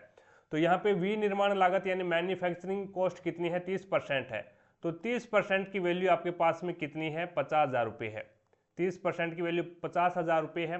तो 1% की वैल्यू कितनी आ जाएगी, 30, और इंटू आप क्या कर दोगे 100 से, तो 100% की वैल्यू निकालनी है आपको। तो 100% की वैल्यू निकालोगे तो ये आपके पास में ये इतना जो फंडामेंटल आया है, ये इसका क्रय मूल्य आ गया। कितने का, 100 पावर बैंकों का क्रय मूल्य आ गया। अब 100 पावर बैंकों का क्रय मूल्य आ गया तो आपको क्या करना है, इसमें एक पावर बैंक का क्रय मूल्य निकालना है, तो भाग दे दोगे 100 से, तो 100 से तो 100 कैंसिल हो गया, और 1 से 1 कैंसिल हो गया, यानी 5,000 अपॉन में कितना आ गया, 3। 5,000 अपॉन में 3 आपका ये एक पावर बैंक का क्रय मूल्य आ गया। अब आपको क्या करना है, 50% लाभ प्राप्त करना है। 50% लाभ प्राप्त करोगे तो इसका क्या करोगे, 150 इंटू 100, 150 अपॉन में 100, तो ये इसका क्या आ जाएगा, विक्रय मूल्य आ जाएगा। ये इसका विक्रय मूल्य आ जाएगा। तो 2 से 2 कैंसिल हो गया, 3 कम 3, 3 5 15 और 5 5 25, तो यहाँ पे कितना आ जाएगा, 2500 आपका यहाँ पे इसका विक्रय मूल्य आ जाएगा। जब वो 50% लाभ कमाएगा तो उसे 2500 रुपये में बेचना पड़ेगा। तो ये एक पावर बैंक को 2500 रुपये में बेचेगा, तभी जाकर के इसका क्या है, 50% लाभ होगा। आगे चलते भी नेक्स्ट देखिएगा। नेक्स्ट आपके सामने है 45 नंबर क्वेश्चन, और 45 नंबर क्वेश्चन में आपको बताना है भी महत्व समावर्त्य आपको यानी HCF ज्ञात करना है, कॉमन फैक्टर आपको ज्ञात करना है। तो देखिएगा 45 है, अब 45 का अभाज्य गुणनखंड करो भी, 45 का अभाज्य गुणनखंड करोगे तो ये आ जाएगा 5 निम 45 होते हैं, 9 को मैं 3 इंटू 3 लिख सकता हूँ, यानी 3 3 9, 9 5 45। अब 78 को मैं क्या लिखूंगा, 78 को लिखूंगा 13 इंटू 2 इंटू 3, यानी 13 2 26 और 26 3 78 होते हैं, ठीक है भाई। 117 है, 117 को मैं क्या लिखूंगा, 117 को लिखूंगा 13 इंटू 3 इंटू 3। अब यहाँ पे देखो भी तीनों में कॉमन क्या आ रहा है, तीनों में कॉमन क्या आ रहा है, इसमें 5 आ रहा है, इसमें 5 नहीं आ रहा, और इसमें भी 5 नहीं आ रहा, इसमें 13 आ रहा है, इसमें 13 आ रहा है, तो ऊपर वाले में 13 नहीं आ रहा, तो 5 13 है, ये तो कॉमन आ ही नहीं सकते, ठीक है, इसको तो काट दो। उसके बाद में इसमें 2 3 आए हैं, और इसमें 1 3 आया है, और इसमें 2 3 आए हैं, तो यहाँ पे सभी में 1 3 कॉमन आ रहा है, सभी में क्या है 1 3 कॉमन आ रहा है, तो आपका HCF है वो क्या हो जाएगा, 3 हो जाएगा, यानी 3 नंबर ऑप्शन है वो आपका राइट आंसर होगा। आगे देखो भी इसने बोला है एक चक्रवर्ती ब्याज पर निवेश की गई कोई राशि 10% 10 वर्ष में स्वयं की दुगनी हो जाती है। ये कोई राशि है, मैंने मान लिया 1 रुपये है, ये दुगनी हो जाएगी कितने वर्ष में, 10 वर्ष में। तो समान ब्याज दर पर समान धनराशि कितने वर्ष में 16 गुनी होगी। तो ये दुगनी, फिर दुगनी करेंगे इसको तो ये 4 गुनी हो जाएगी, फिर इसको दुगनी करेंगे तो ये 8 गुनी हो जाएगी, फिर इसको दुगनी करेंगे तो ये 16 गुनी हो जाएगी। यहाँ पे भी 10 वर्ष लगे, यहाँ पे भी 10 वर्ष लगे, और यहाँ पे भी 10 वर्ष लगे। टोटल सही में 10 10 20 10 30 और 10 40, तो 40 वर्षों में ये क्या है, स्वयं की 16 गुनी हो जाएगी। 2 नंबर ऑप्शन आपका राइट आंसर होगा। अगला क्वेश्चन देखो भाई, 57 नंबर क्वेश्चन आपके सामने है। यदि प्रत्येक अंक को आरोही क्रम में बाएं से दाएं व्यवस्थित किया जाए, प्रत्येक अक्षर है इसको आरोही क्रम में लिखना है और वो भी बाएं से दाएं, तो यहाँ पे 8, 1, 3, 9, 2, 4, 7, 6 और 5 है। अब इसको पहले आएगा 1, फिर आएगा 2, फिर आएगा 3, फिर आएगा 4, फिर 5 आएगा, फिर 6 आएगा, फिर 7 आएगा, फिर 8 आएगा, फिर 9 आएगा। तो यहाँ पे 3 का इसने क्या बोला है, तो मूल संख्या की तुलना में कितने अंकों की कंडीशन है वो अपरिवर्तित रहेगी। तो यहाँ पे 3 की संख्या है वो अपरिवर्तित रही है 3 की जगह। उसके बाद में 7 की जो कंडीशन है वो भी अपरिवर्तित रही है। तो 2 ऐसी संख्याएं हैं 3 और 7 जो क्या है अपरिवर्तित रही है, अपने स्थान पे ज्यों के त्यों बने रहे हैं। आगे देखो भी नेक्स्ट 58 नंबर क्वेश्चन आपके सामने है। एक समचतुर्भुज का क्षेत्रफल ज्ञात कीजिए जिनके विकर्णों की लंबाई है वो 12 और 15 है।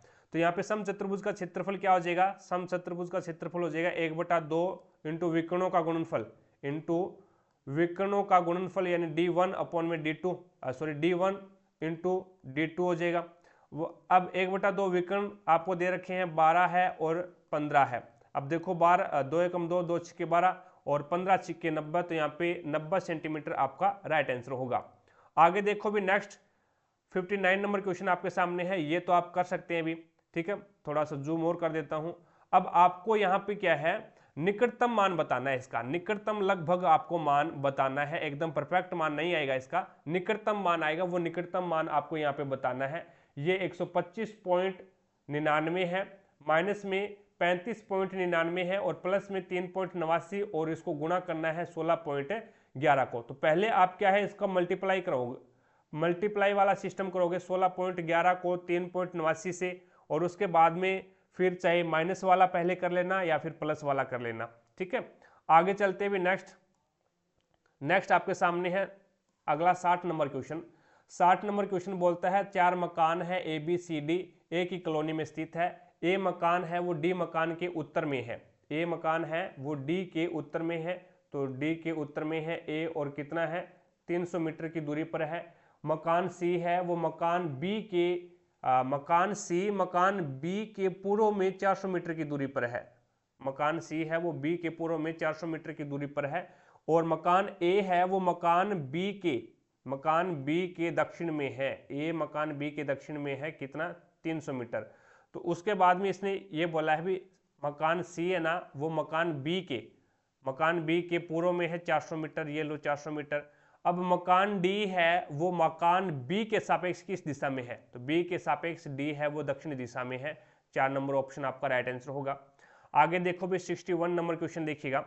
61 नंबर क्वेश्चन आपके सामने है। तो यहाँ पे देखिएगा 61 नंबर क्वेश्चन बोलता है भी किडनी मनुष्य में उत्सर्जन और ऑस्मो रेगुलेशन का एक अंग है और किडनी द्वारा किन 2 पदार्थों का नियमन होता है। किडनी है वो किन 2 पदार्थों का नियमन करती है, तो वो वाटर और साल्ट का, वाटर और साल्ट, यानी 3 नंबर ऑप्शन है वो आपका यहाँ पे राइट आंसर होगा, पानी और नमक का। 3 नंबर ऑप्शन आपका राइट आंसर हो जाएगा। आगे देखो भी नेक्स्ट 62 नंबर क्वेश्चन आपके सामने है। 62 नंबर क्वेश्चन में इसको अगर हम मान ज्ञात करना है, इसको बाहर निकालेंगे। 441 होता है वो 21 का स्क्वायर होता है, तो 2.1 के रूप में बाहर आ जाएगा। माइनस में ये क्या है 169 है वो 13 का स्क्वायर होता है, तो ये 4 के बाद में है तो ये 0.13 के रूप में बाहर आ जाएगा। और ये है वो 144 है, ये 12 का स्क्वायर होता है, तो ये 12 के रूप में बाहर आ जाएगा। तो ये इनको जोड़ेंगे तो ये तो हो जाएगा 12.13। 12.13 में 2.1 माइनस कर दो, 2.1 माइनस करोगे तो 3 जीरो और पॉइंट और उसके बाद में 2 में से 2 जीरो, तो 10.03 यानी 4 नंबर ऑप्शन है वो आपका राइट आंसर होगा। आगे देखो भी 62 नंबर क्वेश्चन देखिएगा आपके सामने है। आपको स्टेटमेंट दे रखे हैं भी सभी स्केच कार्ड हैं, सारे के सारे स्केच हैं वो क्या है, सारे के सारे स्केच कार्ड हैं, और सभी कार्ड है वो पोस्टर है, सारे के सारे कार्ड है वो किस में आ जाएंगे, पोस्टर के अंदर आ जाएंगे। और कुछ स्केच है वो क्या है, फोल्डर है, कुछ स्केच है वो क्या है, फोल्डर ऐप से डिनोट कर दिया मैंने। उसके बाद में इसने क्या बोला है, कुछ फोल्डर पोस्टर है क्या, यस सही है, कुछ फोल्डर है वो पोस्टर है यानी पोस्टर वाले को फोल्डर वाला काट रहा है, कोई दिक्कत नहीं है। कुछ कार्ड फोल्डर है क्या, कुछ कार्ड है वो कार्ड वाले को भी फोल्डर वाला काट रहा है, तो ये भी सही हो जाएगा। तो दोनों इसमें क्या है, सही है। निष्कर्ष फर्स्ट और निष्कर्ष सेकंड है वो दोनों इसमें सही हो जाएगा। 64 नंबर क्वेश्चन देखो भी।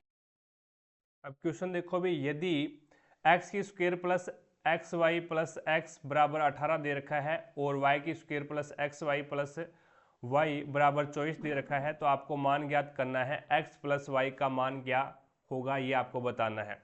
तो मैं ये समीकरण 1 मान लेता हूँ और ये समीकरण नंबर 2 मान लेता हूँ, और दोनों समीकरण को क्या कर दूँ, ऐड कर दूँ, जोड़ दूँ।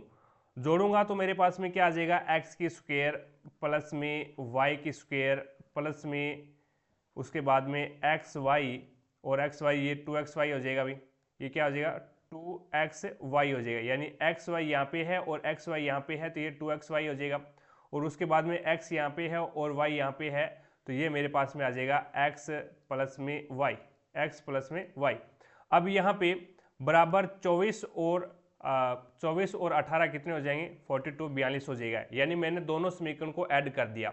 अब ये देखिएगा, एक्स की स्क्वायर प्लस वाई की स्क्वायर प्लस में 2xy, ये क्या बन गया, ये फॉर्मूला बनता है x प्लस में y की स्क्वायर, x प्लस में y की स्क्वायर ये बनता है। तो मैंने इसको क्या लिख दिया, x प्लस वाई की स्क्वायर लिख दिया, और आगे मेरे पास में क्या है, x प्लस में y है, और बराबर में क्या है, 42 है। अब मैं यहाँ पे कोई चर मान लेता हूँ, x प्लस वाई के बराबर कोई भी वेरिएबल चर मान लेता हूँ, x प्लस वाई बराबर कोई चर मान लेता हूँ u, ठीक है। अब x प्लस वाई बराबर u हमने कोई चर माना है, तो ये हो जाएगा u की स्क्वायर हो जाएगा फिर, और यहाँ पे क्या हो जाएगा, कोई यानी u, और उसके बाद में यहाँ पे क्या हो जाएगा, 42 आ जाएगा बराबर में 42। अब बराबर से दूसरी साइड में लेके आएंगे तो अपने पास में ये हो जाएगा u स्क्वायर प्लस में u, और माइनस में क्या आ जाएगा, 42। अब इसके फैक्टर कर लो, ये एक द्विघात समीकरण बन गई, ये क्या बन गई, द्विघात समीकरण बन गई। तो ये हो जाएगा u स्क्वायर प्लस में 7u माइनस में 6u और माइनस में 42, ठीक है, 6u। अब यहाँ पे इन दो में कॉमन ले लो और इन दो में कॉमन ले लो, तो यहाँ पे कॉमन आ रहा है अपने पास में u, और यहाँ पे बच गया u प्लस में 7, और यहाँ पे कॉमन आ रहा है -6, और यहाँ पे बच गया u प्लस में 7। तो एक तो अपने पास में आ गया u माइनस में 6, और एक अपने पास में आ गया u प्लस में 7। अब यहाँ पे एक तो हो जाएगा u बराबर 6 हो जाएगा, और एक हो जाएगा u बराबर माइनस में 7। अब हमने u माना क्या था, u हमने माना था x प्लस वाई बराबर u माना था, तो x प्लस वाई का मान एक तो आ जाएगा प्लस के 6 और एक आ जाएगा माइनस का 7। तो यहाँ पे 6 या फिर -7, 3 नंबर ऑप्शन है वो आपका यहाँ पे राइट आंसर होगा। आगे देखो भी, नेक्स्ट आपके सामने है 65 नंबर क्वेश्चन पे लेके चलता हूँ। 65 नंबर क्वेश्चन इस प्रकार से है भी, एक निश्चित कुट भाषा में ROUTIN और E, इसको क्या लिख रहा है, इसको लिख रहा है UOR और T का T लिख दिया, और उसके बाद में EN और I लिख रहा है, यानी इस प्रकार से इसकी क्रॉस कोडिंग कर रहा है ये, इसका ज्यों का त्यों, उसके बाद में 3 के अंदर। तो इसी प्रकार से बैंकिंग को देखो भी, BANKING 3 में क्रॉस कोडिंग करवा दो इस प्रकार से, इसको ज्यों का त्यों, और उसके बाद में ये, तो यहाँ पे आ जाएगा NAB, K का K और GN और I, ये हो जाएगा। तो यहाँ पे आपका फर्स्ट ऑप्शन है वो आपका राइट आंसर होगा। अगला देखो भी, 16 नंबर क्वेश्चन है। 16 नंबर क्वेश्चन बोलता है 12 सेंटीमीटर व्यास वाले एक गोले का आयतन ज्ञात करो। तो गोले का आयतन क्या होता है, 4/3 पाई आर की क्यूब होता है, फॉर्मूला आता है 4/3 पाई आर की क्यूब। यहाँ पे पाई के अंदर मान दे रखा है, तो पाई का मान तो आपको रखना ही नहीं है। 4/3 पाई इंटू आपके पास त्रिज्या कितनी है, व्यास 12 सेंटीमीटर है, तो त्रिज्या 6 हो जाएगी, 6 इंटू 6 इंटू 6। तो यहाँ पे 3 एकम 3 और 3 दुई 6 हो गया, 4 दुई 8 और 6 छिके 36। 36 को 8 से मल्टीपल करो तो 8 छिके 48, 4 और 8 3 24 और 4 28, 288 कितने आ गया, 288 पाई, 288 पाई। तो यहाँ पे आपका राइट आंसर होगा first option. Is follow. Next देखो भाई 67 नंबर क्वेश्चन आपके सामने है। 67 नंबर क्वेश्चन में इसने बोला है भी कितने कितने भारतीय उद्योगपति ऑटो का निर्माण करते हैं किंतु स्टील का उत्पादन नहीं करते। यानी स्टील वाले में नहीं जाना चाहिए, भारतीय उद्योगपति और ऑटो मेकर, यानी इन तीनों में कॉमन आना चाहिए। इंडियंस होने चाहिए, ऑटो मेकर होना चाहिए और इंडस्ट्री यानी उद्योगपति होना चाहिए। इस स्टील वाले में नहीं जाना चाहिए किंतु स्टील उत्पादक नहीं होना चाहिए। तो इन तीनों में कॉमन है वो एक ही संख्या आ रही है और वो संख्या आपको तो शायद दिखाई नहीं दे रही है और ये है 6। ये संख्या क्या है, यहाँ पे 6 है जो कि तीनों में कॉमन आ रही है। तो यहाँ पे आपका राइट आंसर क्या हो जाएगा, 6 आपका यहाँ पे राइट आंसर होगा। भी आगे देखो भी नेक्स्ट आपके सामने 68 नंबर क्वेश्चन है। अब यहाँ पे इसको कोड कर रहा है, टी को क्या लिखा है इसने 20, उसके बाद में ओ को 15 लिखा है, उसके बाद में यू को 21 लिखा है, जी को 7 लिखा है और एच को 8 लिखा है, यानी अल्फाबेट के हिसाब से लिख रहा है। तो यहाँ पे सी 3 नंबर पे आता है, एल 12 नंबर पे आता है, ओ 15 नंबर पे आता है, वी है वो 22 नंबर पे आता है और ई है वो 5 नंबर पे आता है। तो ये हो जाएगा 31 21 52 25, 31 21 52 25। तो यहाँ पे 3 नंबर ऑप्शन है वो आपका राइट आंसर होगा। आगे देखो भी नेक्स्ट आपके सामने है 69 नंबर क्वेश्चन और इसमें संक्रियाएं लगाना है भी। कौन सी संक्रिया, ऊपर यहाँ पे जो संक्रियाएं लग रही है वही संक्रिया है वो नीचे वाले में लगेगी और वही संक्रिया है वो आपको यहाँ पे इन 4 ऑप्शनों में से किसी एक में लगानी है। अब इसमें देखिएगा ये क्या कर रहा है, 3 4 3 और 16 है। तो अब 4 और 3 का मल्टीपल करो, 4 और 3 का मल्टीपल करोगे तो 12 आ गया और 12 में 4 ऐड कर दो 16 हो गया। इसी प्रकार से 3 5 और 19, अब 3 5 15 और प्लस कर दो 4 तो 15 और 4 19 हो गया। इसी प्रकार से यहाँ पे ऐड करो 8 2 और 20 है। अब 8 और 2 को मल्टीपल करो, 8 2 16, 16 और 4 20 हो गए। यानी पहली दो संख्याओं को गुणा करके 4 ऐड कर रहा है, पहली दो संख्याओं को गुणा करके 4 ऐड कर रहा है, आगे वाली संख्या आ जाती है। आगे देखो भी 70 नंबर क्वेश्चन है। वर्ष 2000 में मोनू की आयु उसकी बहन की आयु की 3 गुनी थी। मोनू की आयु है वो उसकी बहन की आयु की 3 गुनी थी। वर्ष 2010 में उसकी बहन उसकी बहन की आयु से 24 वर्ष अधिक है। अब इसका अंतर दे रखा है, अंतर तो है वो चाहिए आप अगर किसी मैंने ए और बी कोई व्यक्ति है, इन दोनों का अंतर है वो आज क्या है 10 साल है। अब 50 साल हो जाओ, 20 साल हो जाओ, 35 साल हो जाओ, कितने ही साल बाद में देख लेना उनकी आयु का अंतर है वो 10 ही साल मिलेगा। अगर आज 10 साल है तो 50 साल बाद भी उसकी आयु का अंतर है वो 10 साल ही मिलेगा। तो ये क्या है, उसकी आयु है वो उसकी बहन की आयु से 24 वर्ष अधिक है, यानी अंतर दे रखा है। यहाँ पे देखो अंतर कितने का आ रहा है 2, लेकिन वो कह रहा है कितने का 24 का। तो एक का मान कितना आ गया 12 आ गया, एक का मान 12 आ गया, 12 3 36 और ये हो गया 12। अब ये पूछा क्या है इसने, ये तो हो गया आपका 2000 को, वर्ष 2000 को ये 36 यानी मोनू की आयु 36 थी और उसकी बहन की आयु है वो 12 थी। अब 2010 में उसकी आयु है वो 24 वर्ष हो जाती है और 2010 में मोनू को आयु ज्ञात करनी है। तो 2010 में तो 10 साल और ऐड कर दो, 36 में 10 साल ऐड करोगे तो 46 यानी 46 साल आपका यहाँ पे राइट आंसर होगा। ये 2000 में थी, ये तो 2000 में थी और ये 2010 में आ गई, यानी 10 साल हमने ऐड कर दिए। आगे देखो 71 नंबर क्वेश्चन देखो, 71 नंबर क्वेश्चन देखिएगा, बढ़िया क्वेश्चन है। किसी दिए गए पदार्थ की एक तार की लंबाई L है और प्रतिरोध R है और उसी पदार्थ से निर्मित 9 गुनी लंबाई और समान अनुप्रस्थ काट के क्षेत्रफल वाले एक अन्य तार का प्रतिरोध किसके बराबर होगा। तो देखो भी मैंने आपको बताया था पिछले वाली क्लास में, पिछला पेपर जब हमने सोल्व किया था उसमें बताया था प्रतिरोध है वो समानुपाती होता है लंबाई के। जितनी लंबाई को आप गुणा करोगे, जितनी लंबाई गुना होगी उतनी ही प्रतिरोध आपका गुना हो जाएगा। इसने क्या है लंबाई 9 गुनी की है तो प्रतिरोध भी क्या हो जाएगा 9 गुना हो जाएगा। तो लंबाई को 9 गुना किया तो समानुपाती है ये R के, तो ये R भी कितना हो जाएगा तो 9 गुना ही हो जाएगा, तो 9R उसका प्रतिरोध आ जाएगा। तो यहाँ पे 3 नंबर ऑप्शन है वो आपका राइट आंसर होगा।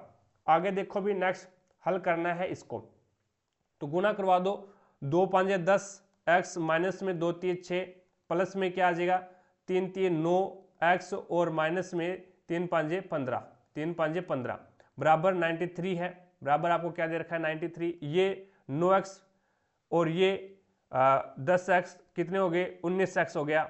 ये 6x है माइनस के, ये माइनस के 15x है तो ये माइनस के 21 हो गया। सॉरी ये माइनस के 6 और ये माइनस के 15 है तो ये माइनस के 21 हो गया और बराबर में 93 है। ये माइनस में है, दूसरी साइड में जाएगा तो प्लस का हो जाएगा। तो 93 और 21 कितना हो गया 1 और 114 हो गया, यानी 19x बराबर में आपके पास में कितना आ गया 114। x बराबर में कितना आ जाएगा तो 114 अपॉन में 19, और 19 छिक्के देखो भी कितने होते हैं 6 निम 54 और 19 छिक्के 114 होते हैं, तो आपका x का मान आ गया 6। तो x बराबर आपका क्या मान आ गया 6 आ गया। एक नंबर ऑप्शन आपका राइट आंसर होगा। अब ये देखो भी यहाँ पे मार मत खा जाना, ये देखो समीकरण को पहले सही करो। इस समीकरण को पहले सही करोगे तो ये आएगा -5x की स्क्वायर माइनस में 8x और प्लस का 6। ये समीकरण इस प्रकार से है। अब यहाँ पे मूलों का गुणनफल आपको ज्ञात करना है, तो मूलों का गुणनफल ज्ञात करोगे तो मूल दो ही होते हैं, अल्फा डॉट बीटा आपको ज्ञात करना है। तो इसका सूत्र मैंने आपको बताया था, गुणनफल का c बटा a होता है। c अपने पास में 6 है और a अपने पास में 5 है माइनस के, तो 6 और माइनस के 5, तो माइनस के 6/5 यानी 3 नंबर ऑप्शन है वो आपका यहाँ पे राइट आंसर होगा।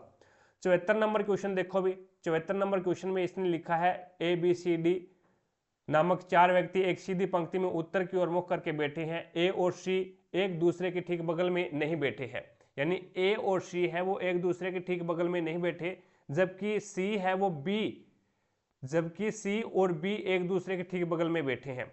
C और B है वो एक दूसरे के बगल में बैठ सकते हैं। C इस प्रकार से आ सकता है, B इस प्रकार से भी बैठ सकता है, लेकिन A और C है वो दोनों पास में नहीं बैठे। तो निम्नलिखित में से कौन सी बैठक व्यवस्था संभव नहीं है ये आपको बताना है। तो यहाँ पे देखो भी A और C दोनों अलग अलग है और B और C बगल में बैठे, एकदम सही है। अब यहाँ पे देखो ये C है वो A के बगल में बैठा है, लेकिन इसने बोला है भी C है वो A के बगल में नहीं बैठा, तो ये 2 नंबर ऑप्शन है ना वो गलत हो जाएगा। 2 नंबर बैठक व्यवस्था नहीं हो सकती। क्यों नहीं हो सकती? क्योंकि A और C है वो दोनों बगल में नहीं बैठ सकते, लेकिन इसमें B है वो C के तो बगल में है लेकिन A के भी बगल में है, तो ये गलत हो जाएगा। बाकी में देख लो, बाकी में A और C दोनों अलग अलग है और C और B बगल में बैठे, कोई दिक्कत नहीं है। यहाँ पे देख लो ये वाली बैठक व्यवस्था है वो B और C क्या है दोनों बगल में बैठे हैं और A है वो C से अलग है, तो यहाँ पे 2 नंबर ऑप्शन आपका राइट आंसर हो जाएगा। आगे देखो भाई 75 नंबर क्वेश्चन, 75 नंबर क्वेश्चन है TOP। TOP को क्या लिख रहा है VRU लिख रहा है, VRU यानी ये 20 और 2 22, 15 3 18, यानी पहले 2 जोड़ा फिर 3 जोड़ा और अब 4 जोड़ेगा, तो 16 और 4 16, रुकिएगा ये 15 और 3 ये 16 और ये आता है 21 पे, तो यहाँ पे कितना जोड़ा 2 3 5, 16 और 5 21, 2 3 5 ऐड कर रहा है, तो यहाँ पे NOR में N में 2 जोड़ेगा तो ये हो जाएगा N 14 पे आता है, 16 पे P और उसके बाद में 3 ऐड करेगा 15 और 3 18 और उसके बाद में 18 और 5 कितने होते हैं 23 W आ जाएगा, तो PRW यानी फर्स्ट ऑप्शन इज फॉलो। पहले में 2 जोड़ा फिर 3 और फिर 5, यानी अभाज्य संख्याएं ऐड कर रहा है। अब यहाँ पे देखो भी, यहाँ पे 3 की पावर 0 है तो इसका मान 1 हो जाएगा, 3 की पावर 0 इसका मान 1 हो जाएगा, प्लस में ये पावर यहाँ पे माइनस में है तो इसको मैं इस प्रकार से लिख सकता हूँ भी 1/3 की पावर 2 इस प्रकार से लिख सकता हूँ, और प्लस में यहाँ पे पावर है वो -1 है तो इसको मैं 1/- को प्लस के रूप में इस प्रकार से चेंज कर सकता हूं। पहले इसको सोल्व करना है और उसके बाद में 27 को सल्टाना है, तो यहाँ पे इसको मैं 3 की पावर 2 है तो इसको 9 लिख सकता हूं और 9 ही अपने पास में एलसीएम आ गया, तो यहाँ पे 1 माना नीचे तो ये 9 हो गया, प्लस में ये 1 हो गया और प्लस में 3 हो गया और इनटू बराबर में 27 चल रहा है। पहले इसको ऐड करो, 9 और 3 कितने हो गए 9 और 3 12 और 1 13, तो ये हो जाएगा 13/9 इंटू अब आ गया 27, 9 एकम 9, 9 3 27 और 13 3 39, तो यहाँ पे आपका 3 नंबर ऑप्शन है वो आपका राइट आंसर होगा। आगे देखो भी, नेक्स्ट आपके सामने है 70 नंबर क्वेश्चन, एक बाइक 50 किलोमीटर पर घंटे की चाल से चलती हुई अपने गंतव्य स्थान पर 10 मिनट की देरी से पहुंचती है, यदि वह 60 किलोमीटर पर घंटे की चाल से चलती है तो 5 मिनट देरी से पहुंचती है। समान मार्ग पर सामान्य चाल से यात्रा को पूरा करने के लिए और समय पर पहुंचने के लिए बाइक को कितने मिनट लगेंगे, ये आपको बताना है। तो यहाँ पे एक बार आपको दूरी सूत्र लगाना है। दूरी सूत्र आपको ज्ञात करना है, दूरी ज्ञात करनी है। पहले तो दूरी ज्ञात करोगे तो दोनों चालों का गुणनफल, ऊपर क्या लिखोगे, दोनों चालों का गुणनफल अपॉन में दोनों चालों का अंतर, दोनों चालों का अंतर इनटू समय का अंतर। ये क्या है, समय का अंतर 5-10 मिनट की देरी से और ये भी 5 मिनट की देरी से है, तो समय का अंतर आ गया आपके पास में 5 और अपॉन में 60, इसको घंटे में कन्वर्ट करना है।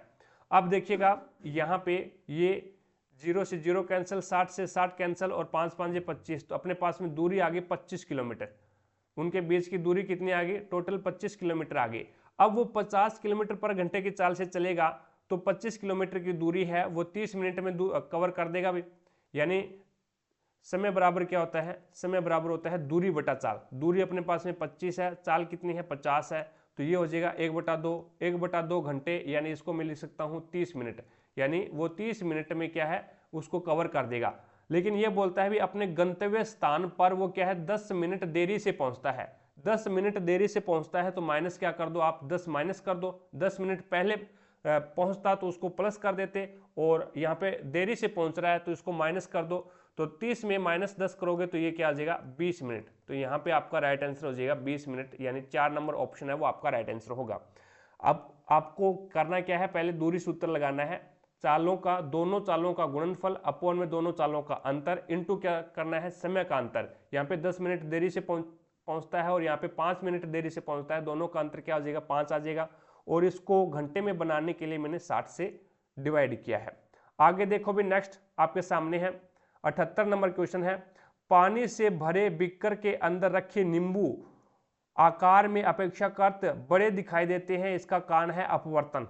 प्रकाश के अपवर्तन के कारण है, वो पानी से भरा हुआ कोई बीकर है और उसमें हमने नींबू रख दिया तो वो नींबू है वो काफी बड़ा दिखाई देगा अपने को, और इसका कारण है प्रकाश के अपवर्तन के कारण है वो अपने को ये कंडीशन दिखाई देती है। 79 नंबर क्वेश्चन देखो भी, न्यूमेरिकल है, एक अवतल दर्पण है, एक क्या है अवतल दर्पण नहीं है, अवतल लेंस है। अभी एक अवतल लेंस है, अवतल लेंस से 30 सेंटीमीटर की दूरी पर रखी गई वस्तु द्वारा लेंस से 10 सेंटीमीटर की दूरी पर एक आभासी सीधा प्रतिबिंब निर्मित होता है, तो लेंस द्वारा उत्पन्न आवर्धन आपको बताना है। तो यहाँ पे आपको पता चल गया होगा अभी आभासी और सीधा प्रतिबिंब है। आभासी और सीधा प्रतिबिंब कब बनता है, जब आवर्धन अपने पास में क्या हो, प्लस हो। अगर आवर्धन धनात्मक में आएगा तो अपने पास में प्रतिबिंब कैसा होगा, आभासी और सीधा होगा, और आवर्धन अगर ऋणात्मक में आएगा तो हमारे पास में प्रतिबिंब कैसा होगा, वास्तविक और उल्टा होगा। तो जो आवर्धन आएगा वो प्लस में आएगा, तो ये दोनों तो कैंसिल ही हो गए अपने, ये दोनों तो क्या हो गए, कैंसिल ही हो गए, क्योंकि ये आभासी और सीधा है और ये प्लस में आंसर इसका आएगा। अब देखो भी, आवर्धन का फॉर्मूला होता है लेंस के अकॉर्डिंग m बराबर होता है v/u। v अपने पास में होता है प्रतिबिंब की दूरी और u होता है वस्तु की दूरी। तो प्रतिबिंब की दूरी अपने को क्या है, अवतल लेंस है, अवतल लेंस इस प्रकार से होता है भी, ठीक है, थोड़ा सा ये होता है, ये होता है। तो ये लेंस के बाईं ओर जो दूरी होगी उसको अपन नेगेटिव लेंगे, बाईं ओर जो दूरी होगी वो नेगेटिव लेंगे।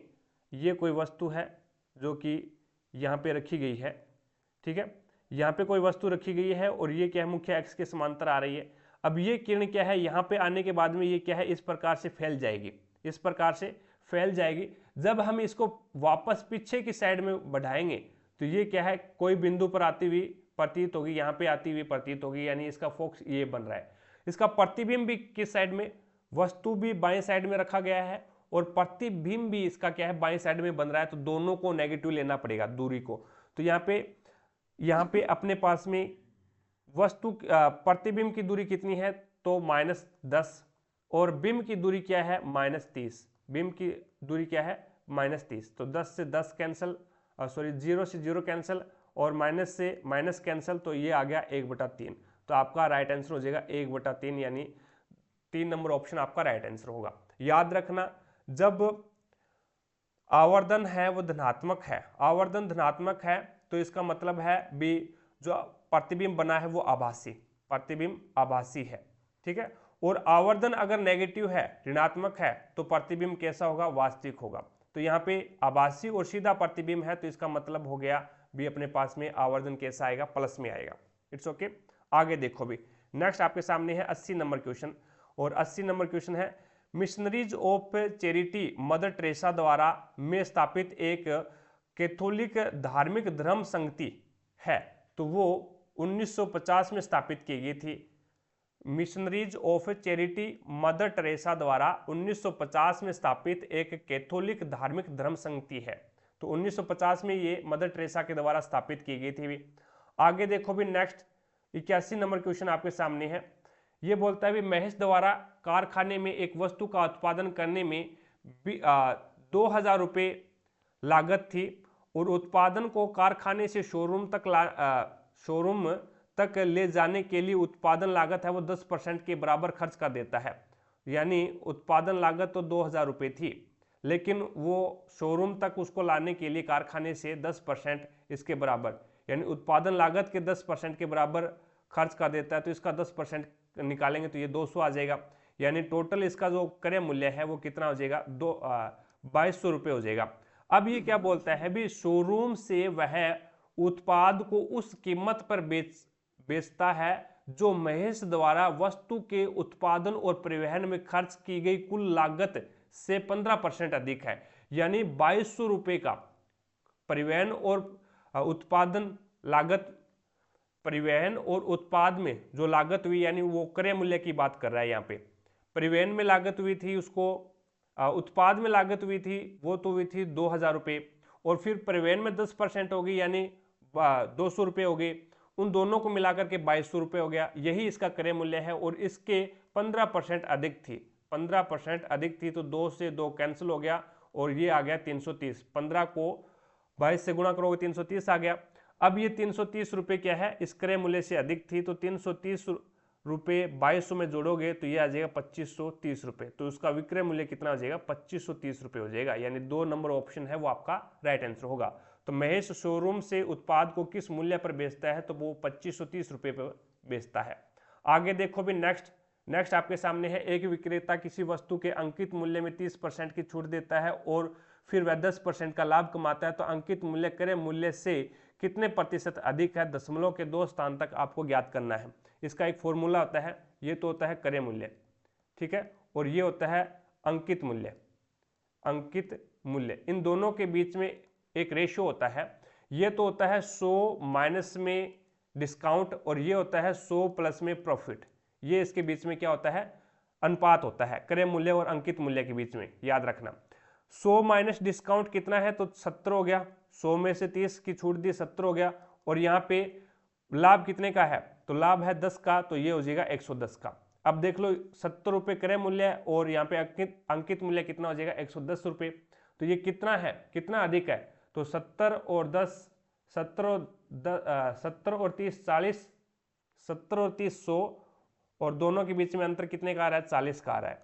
अपॉन में 70 भी, इसने क्रय मूल्य से कितना प्रतिशत अधिक है ये पूछा है, तो क्रय मूल्य से 40 रुपये अधिक है, किससे, क्रय मूल्य से, इंटू क्या करोगे, 100 कर दो, तो ये 0 से 0 कैंसिल हो जाएगा, यानी 400/7 आ गया। 400/7 को आप सोल्व करो, 400/7, 7 5 35, 5 बच गया 50, 7 7 49, बच गया 1, तो ये 57.14 आ जाएगा, 57.14, यानी 4 नंबर ऑप्शन है वो आपका राइट आंसर होगा। ये रिलेशन है वो इसमें ध्यान में रखना भी, ये क्रय मूल्य और अंकित मूल्य के अनुपात में है। ये तो होता है 100 माइनस डिस्काउंट और ये होता है 100 प्लस में प्रॉफिट। आगे देखो भी 83 नंबर क्वेश्चन देखिएगा, निम्न में से क्या ओजोन परत के क्षरण का परिणाम नहीं है, ओजोन परत के ह्रास का परिणाम नहीं है, तो वो सुनामी है, वो ओजोन परत को नुकसान नहीं पहुंचाती है।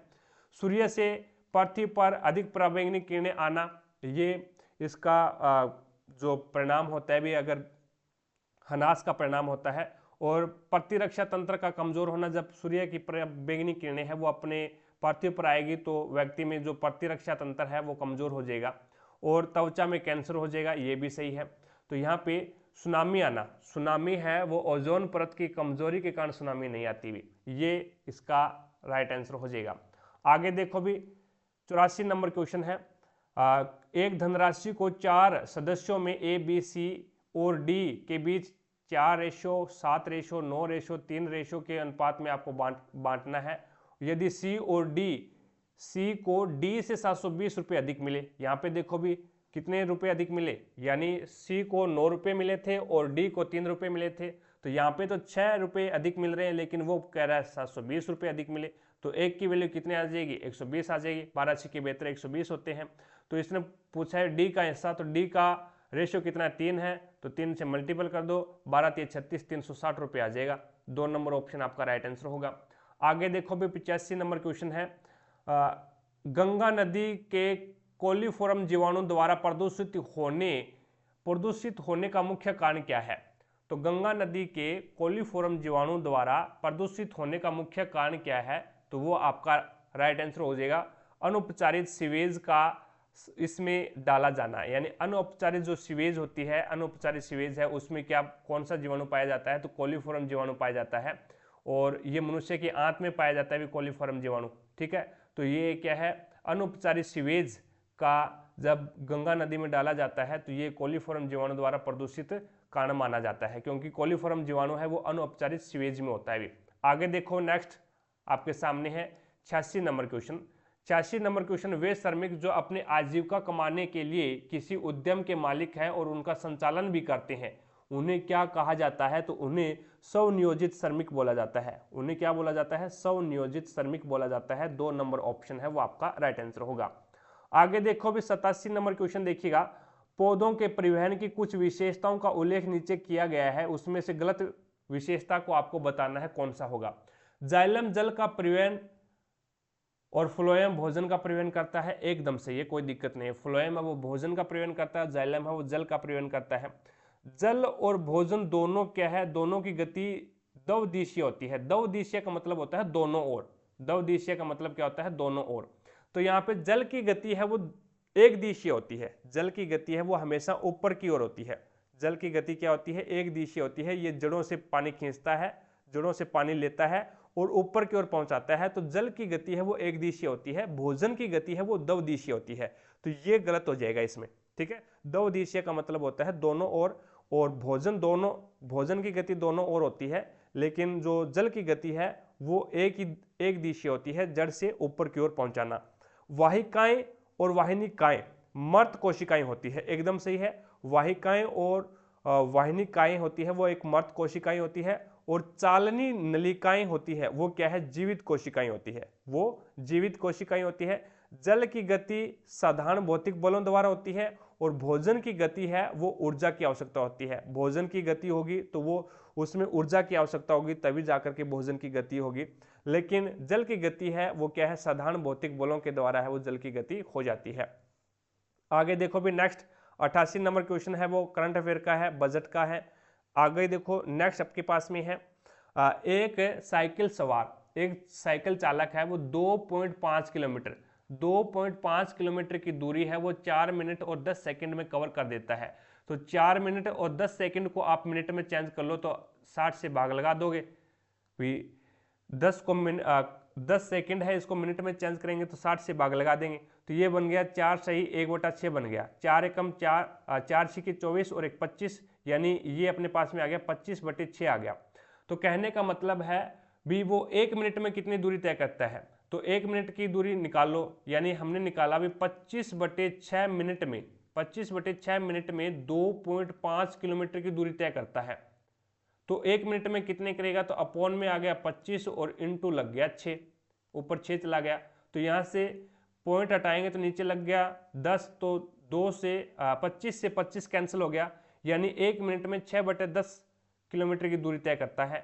तो यहाँ पे आपको बताना है 6 किलोमीटर की दूरी कितने में, 6 किलोमीटर की दूरी है वो कितने समय में पार करेगा, तो यहाँ पे 6 अपॉन में 6 इंटू क्या कर दो 10, तो 6 से 6 कैंसिल हो गया, तो यहाँ पे 10 मिनट आपका राइट आंसर हो जाएगा। यानी ये इसकी चाल आ गई थी अभी, ये यानी 1 मिनट में ये 6/10 किलोमीटर की दूरी तय करता है, तो ये 6 किलोमीटर की दूरी तय करानी है, तो इसमें इसका भाग दे देंगे तो 10 मिनट आपका यहाँ पे राइट आंसर आ जाएगा। आगे देखो भी नेक्स्ट 90 नंबर क्वेश्चन देखिएगा आपके सामने है, ये है भारत के किस राज्य से इसरो के विकास इंजन का सफलतापूर्वक परीक्षण किया गया, जो भारत के पहले मानव वाहक रॉकेट गगनयान को शक्ति प्रदान करेगा, तो वो तमिलनाडु में किया गया था अभी, तमिलनाडु, यानी 4 नंबर ऑप्शन है वो आपका यहाँ पे राइट आंसर होगा। आगे देखो भी डायनमो में विद्युत धारा के सिद्धांत का उपयोग करके उत्पन्न की जाती है, तो वो विद्युत चुम्बकीय प्रेरण का सिद्धांत, विद्युत चुम्बकीय प्रेरण के सिद्धांत का उपयोग करके डायनमो में विद्युत ऊर्जा उत्पन्न की जाती है, विद्युत धारा है वो उत्पन्न की जाती है विद्युत चुम्बकीय प्रेरण के सिद्धांत पर। ठीक है, ये यांत्रिक ऊर्जा को विद्युत ऊर्जा में कन्वर्ट करता है कौन, डायनमो। आगे देखो भी नेक्स्ट 92 नंबर क्वेश्चन आपके सामने है। चयनित पारगम्य झिल्ली वे झिल्लियां होती है जो इनमें से किसको प्रवेश की अनुमति देती है। तो चयनित पारगम्य झिल्ली है वो केवल विलायक अणुओं को ही क्या करती है, अंदर जाने देती है, अंदर और बाहर जाने देती है, परंतु विलेय अणुओं को नहीं जाने देती। अब यहाँ पे केमिस्ट्री का नियम लागू हो जाता है, जैसे विलेय है जो कि हमने बाहर से कोई वस्तु मिलाई है, और विलायक है जो कि इसके अंदर है, और विलायक यानी विलेय और विलायक दोनों को मिला देंगे तो ये अपने पास में विलियन बन जाएगा। तो यहाँ पे विलेय क्या होता है, विलेय होता है जो कम मात्रा होती है और जो बाहर से मिलाया जाता है, और विलायक होता है जो कि अंदर पहले से अंदर है, वो विलायक होता है। तो केवल विलायक अणु ही है जो कि अंदर और बाहर जा सकते हैं पारगम्य झिल्ली से। विलेय अणु है उनको क्या है, अंदर और बाहर जाने की अनुमति नहीं है। तो पारगम्य झिल्ली है ये क्या करती है, विलायक अणुओं को ही अंदर और बाहर जाने देती है, विलेय अणुओं को नहीं जाने देती। अगला देखो भी 93 नंबर क्वेश्चन है। दी गई द्विविस्थापन अभिक्रिया है, ये क्या है, द्विविस्थापन अभिक्रिया है, तो इसमें बताना है P और Q के स्थान पर क्या आएगा। द्विविस्थापन अभिक्रिया में ये देखो भी यहाँ पे क्या है, NaCl है, यहाँ पे क्या है, NaCl है। तो यहाँ पे सोडियम ने यहाँ पे क्या बन गया, NaNO3, सोडियम नाइट्रेट बन गया। अब ये NO3 है, ये किस NO3 है ये किसके साथ था, तो ये सिल्वर के साथ था, भी HgNO3 था, ये HgNO3 था, तभी सोडियम ने इसको सिल्वर को यहाँ से विस्थापित किया, क्योंकि सोडियम है वो अधिक अभिक्रियाशील तत्व है और यहाँ पे ये जो सिल्वर है ये कम अभिक्रियाशील तत्व है। और उसके बाद में NaCl है, ये NaCl से क्या बनेगा, HgCl बन जाएगा, NaCl से HgCl बन जाएगा। तो यहाँ पे आ जाएगा NO3 और Cl आ जाएगा, NO3 यानी सोडियम नाइट्रेट, NO3 यानी नाइट्रेट और Cl यानी क्लोरीन। तो अपने पास में NO3 और Cl आ जाएगा। द्विविस्थापन अभिक्रिया में ये होता है भी A और B प्लस में और C और D, तो ये बन जाता है A और C बन गया और प्लस में B और D बन गया, ये होता है द्विविस्थापन अभिक्रिया में।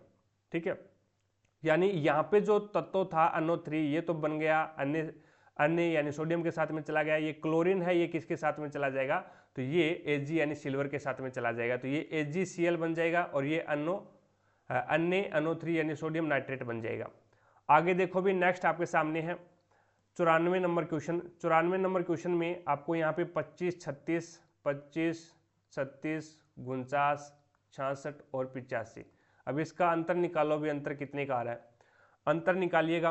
अंतर यहाँ पे कितने का आ रहा है, 1 का और 1 का, 11 का अंतर आ रहा है। उसके बाद में देखो कितने का अंतर आ रहा है, तो यहाँ पे 3 का और 1 13 का अंतर आ रहा है। उसके बाद में देखो कितने का अंतर आ रहा है, 3 का और 3 का नहीं 9 16 में से 9 जाएगा तो ये 1 और 17 का अंतर आ रहा है। यहाँ पे कितने का आ रहा है, यहाँ पे 19 का आएगा फिर, और यहाँ पे फिर कितने का आएगा, यहाँ पे 21 का आएगा। तो 85 में 21 ऐड कर दो, 85 में 21 ऐड कैसे करोगे भी, देखो दोबारा से देखिएगा, इनके बीच में अंतर कितने का है, 16 में से 9 जाएगा तो 7 बचेगा, यहाँ पे बच गया 5, 1 17, ठीक है। यहाँ पे देखो भी कितना बच रहा है, यहाँ पे 15 में से 6 निकालोगे, 15 में से 6 निकालोगे तो 9 बचेगा, और यहाँ पे बच गया अपने पास में 85, 7 बच गया, 7 में से 1 19, ठीक है। इन दोनों के बीच में कितने का अंतर है, 2 का।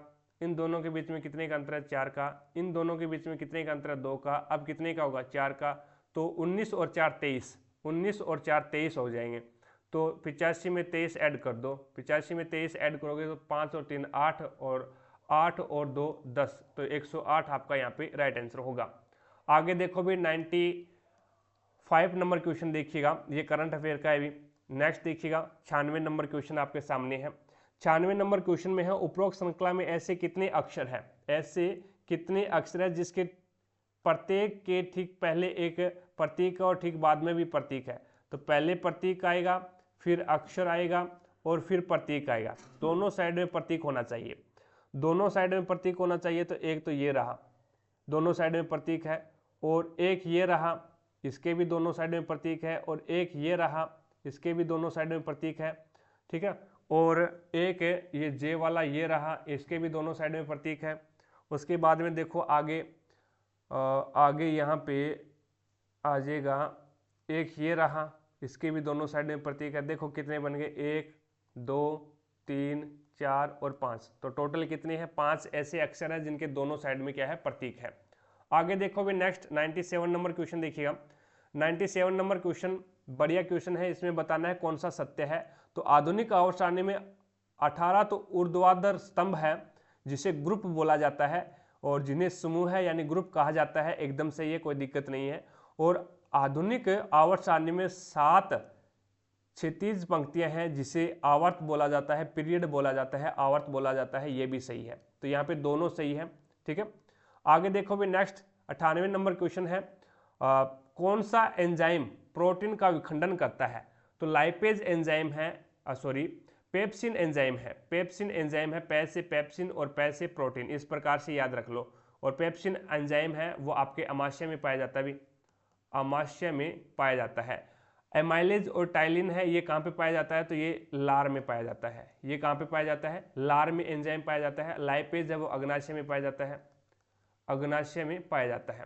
तो यहाँ पे पेप्सिन एंजाइम है वो प्रोटीन का पाचन करता है, पै से पेप्सिन और पै से प्रोटीन, आप इस प्रकार से याद रख सकते हैं।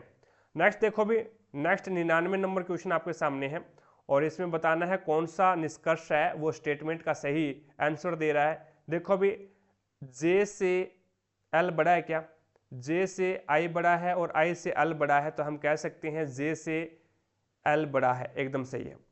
उसके बाद में देखो भी एल से एन बड़ा है क्या है, एल से एन बड़ा है क्या, एल के बराबर कौन है, के है, और के से छोटा कौन है, एम है। तो यहाँ पे गड़बड़ी हो रही है भी, यहाँ पे अपन ये नहीं कह सकते भी एल से एन बड़ा है, तो दूसरा निष्कर्ष है वो गलत हो जाएगा।